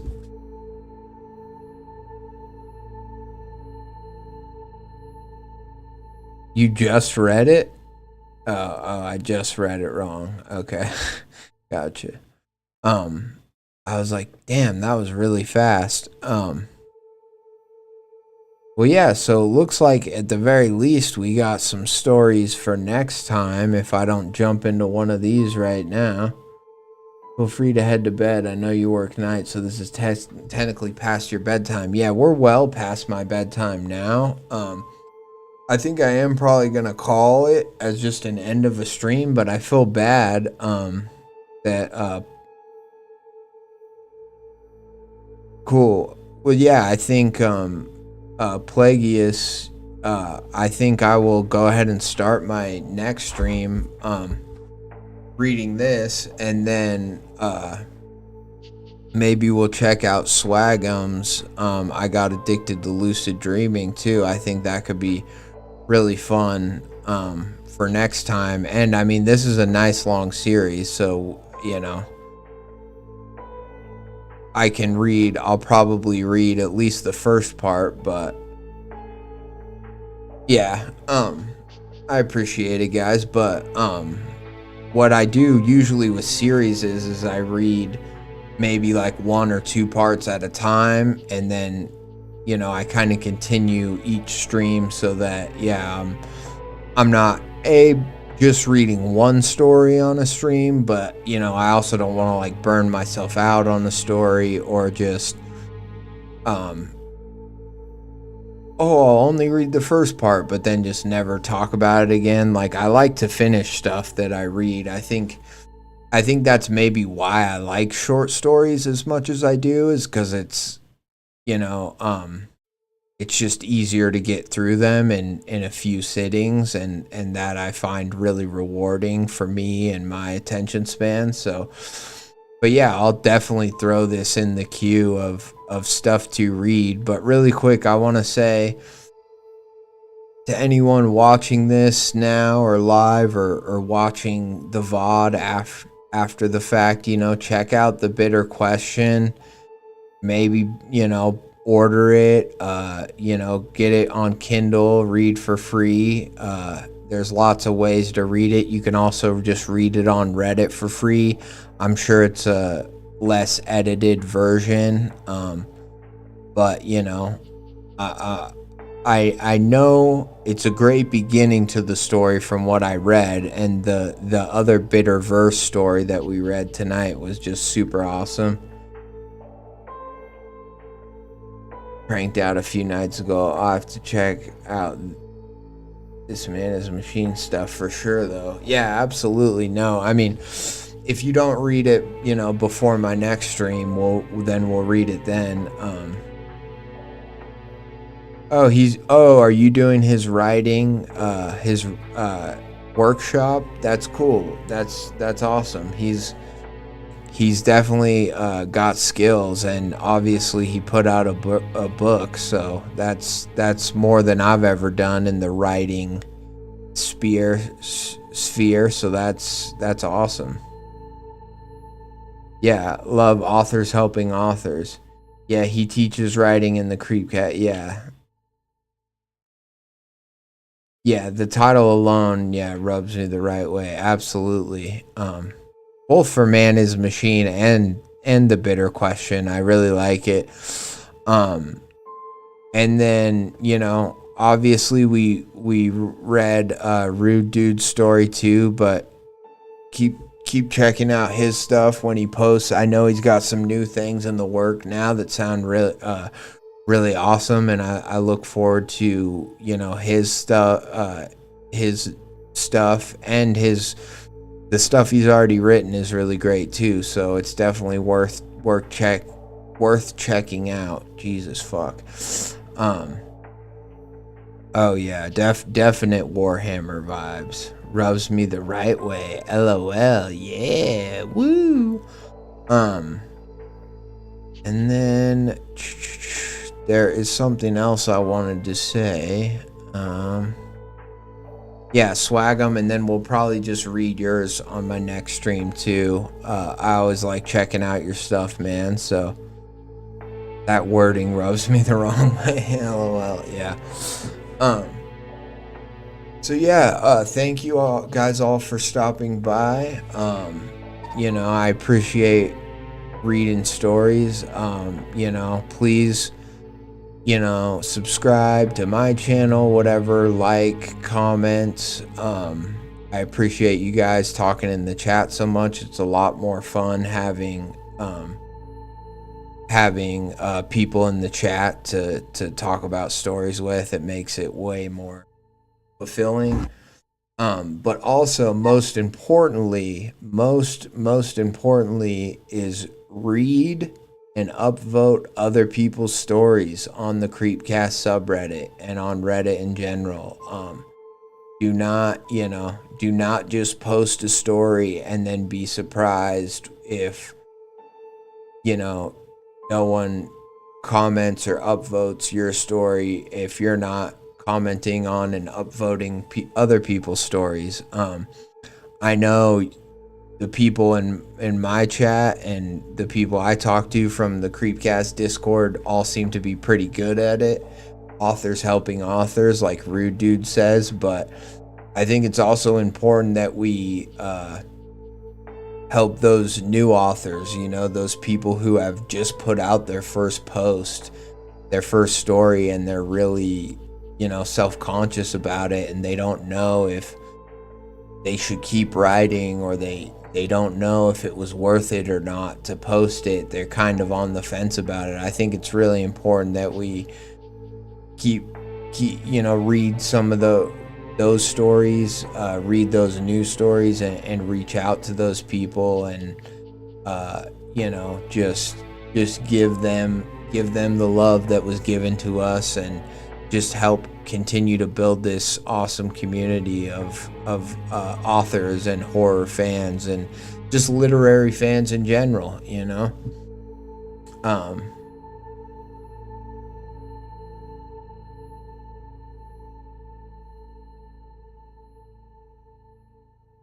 Yeah, hopefully, oh yeah, for sure.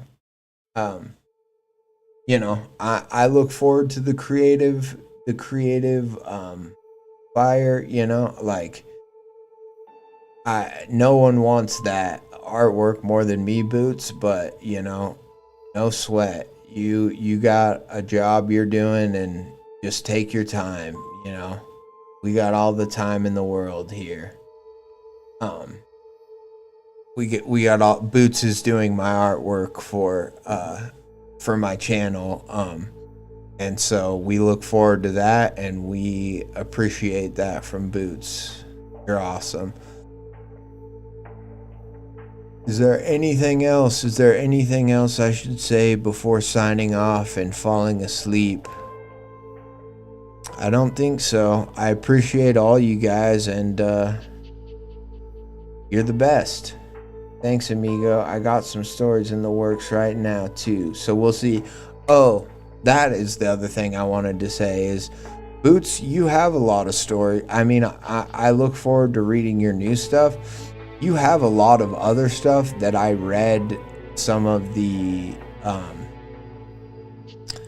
just synopsises of, because you had those little short things with like spoilers and stuff, and I definitely need to check out some of your other stories, because there's some stuff that really kind of piqued my interest and sounded creepy, and also really like real and super like drama horror, you know, in a very realistic pulpy vein, where it's like it's raw, you know. So I look forward to checking that out too. So thank you guys. Peace out. You're the best. Adios, amigos. Auf Wiedersehen. Assalamu alaikum. One love.